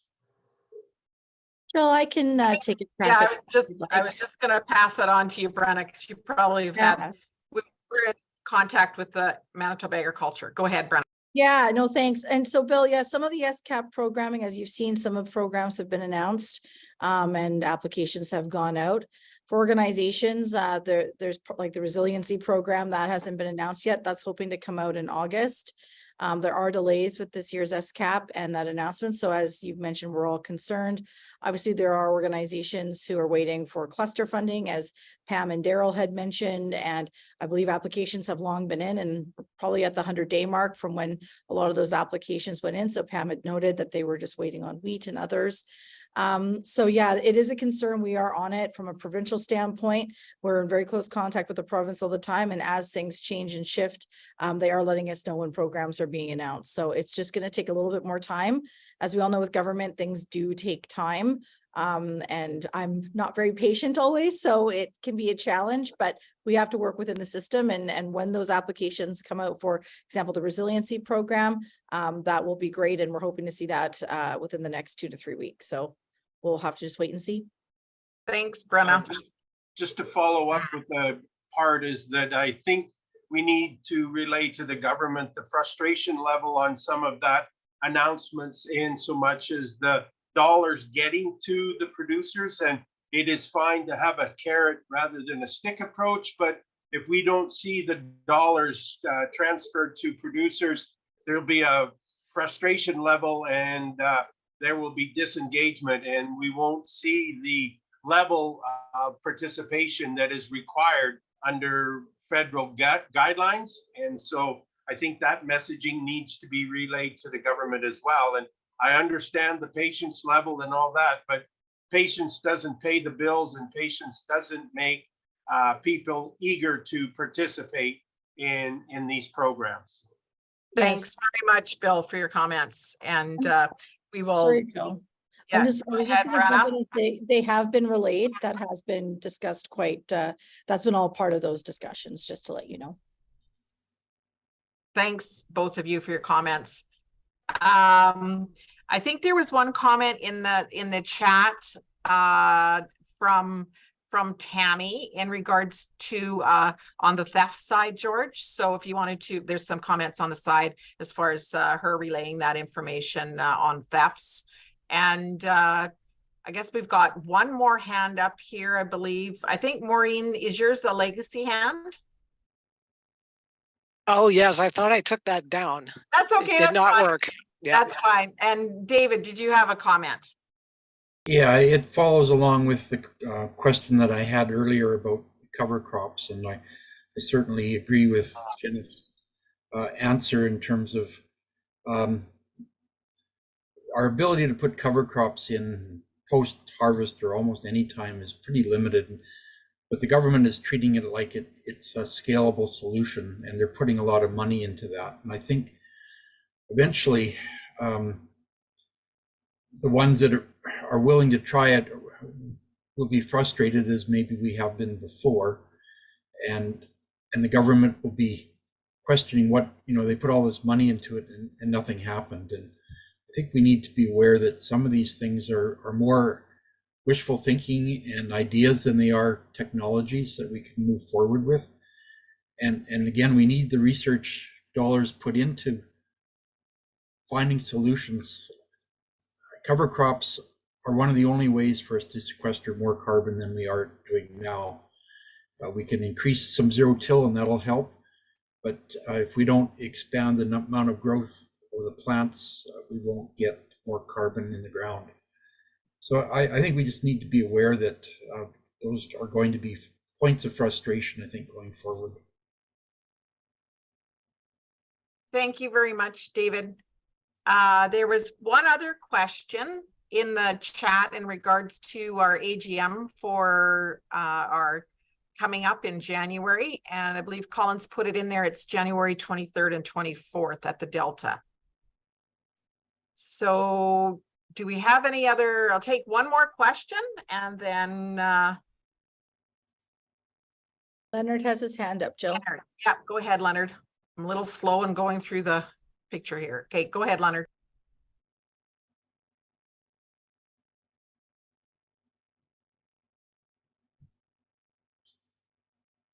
Leonard, do you want to unmute yourself? You're muted right now.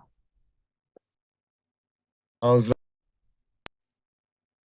Am I on mute? You are, now you're back muted.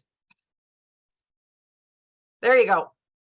Okay, yeah, just on the theft thing, I thought it'd be worth to make the comments about how brazen the people that are in that business are doing it. I lost a 14-foot Wissac disc out of a yard this spring. Happened to be by one of my guys, didn't know any better, left it in transport position, and it's gone. And basically, when I reported to the RCMP, they said, well, that's not really a criminal offense. Probably somebody in the neighborhood borrowed it, and they haven't treated it as a triple criminal offense. I've checked out to replace it, and it's a $70,000-$80,000 touch right now if you can find one. The other thing is I reported from Swan River, there was a D2 cat on a trailer being parked, not sure where it was, whether it was a yard or a field. But when the guy went to go and get it, it was gone. So I've taken the practice, we're not parking anything anywhere, like semi-trailers. I used to leave them in areas, yards, or parked in public places for a day or two. We're putting them behind locked gates because it's become, I think it's become almost an epidemic. Thanks for your time. Thank you very much, Leonard.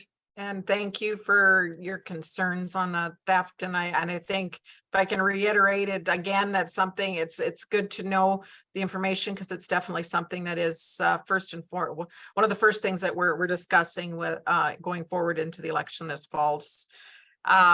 I'd like to thank everyone for participating today. It's been great discussion, and certainly lots of information to take back, and just a quick reminder as far as information going forward for farm safety, for sure to contact the office. Those contact information was in the chat, but for sure, if you didn't have a chance to jot that down, contact the office and we can forward information for Morag going forward to you if you have any other questions or concerns. But again, thank you very much for participation, and on to a safe and great harvest. That's the time that we all look forward to. I know that's been a variable year, but for sure, I look excited and look forward to seeing everyone post-harvest, and have a safe harvest out there for everyone. And have a great rest of your day today. Thank you for taking part.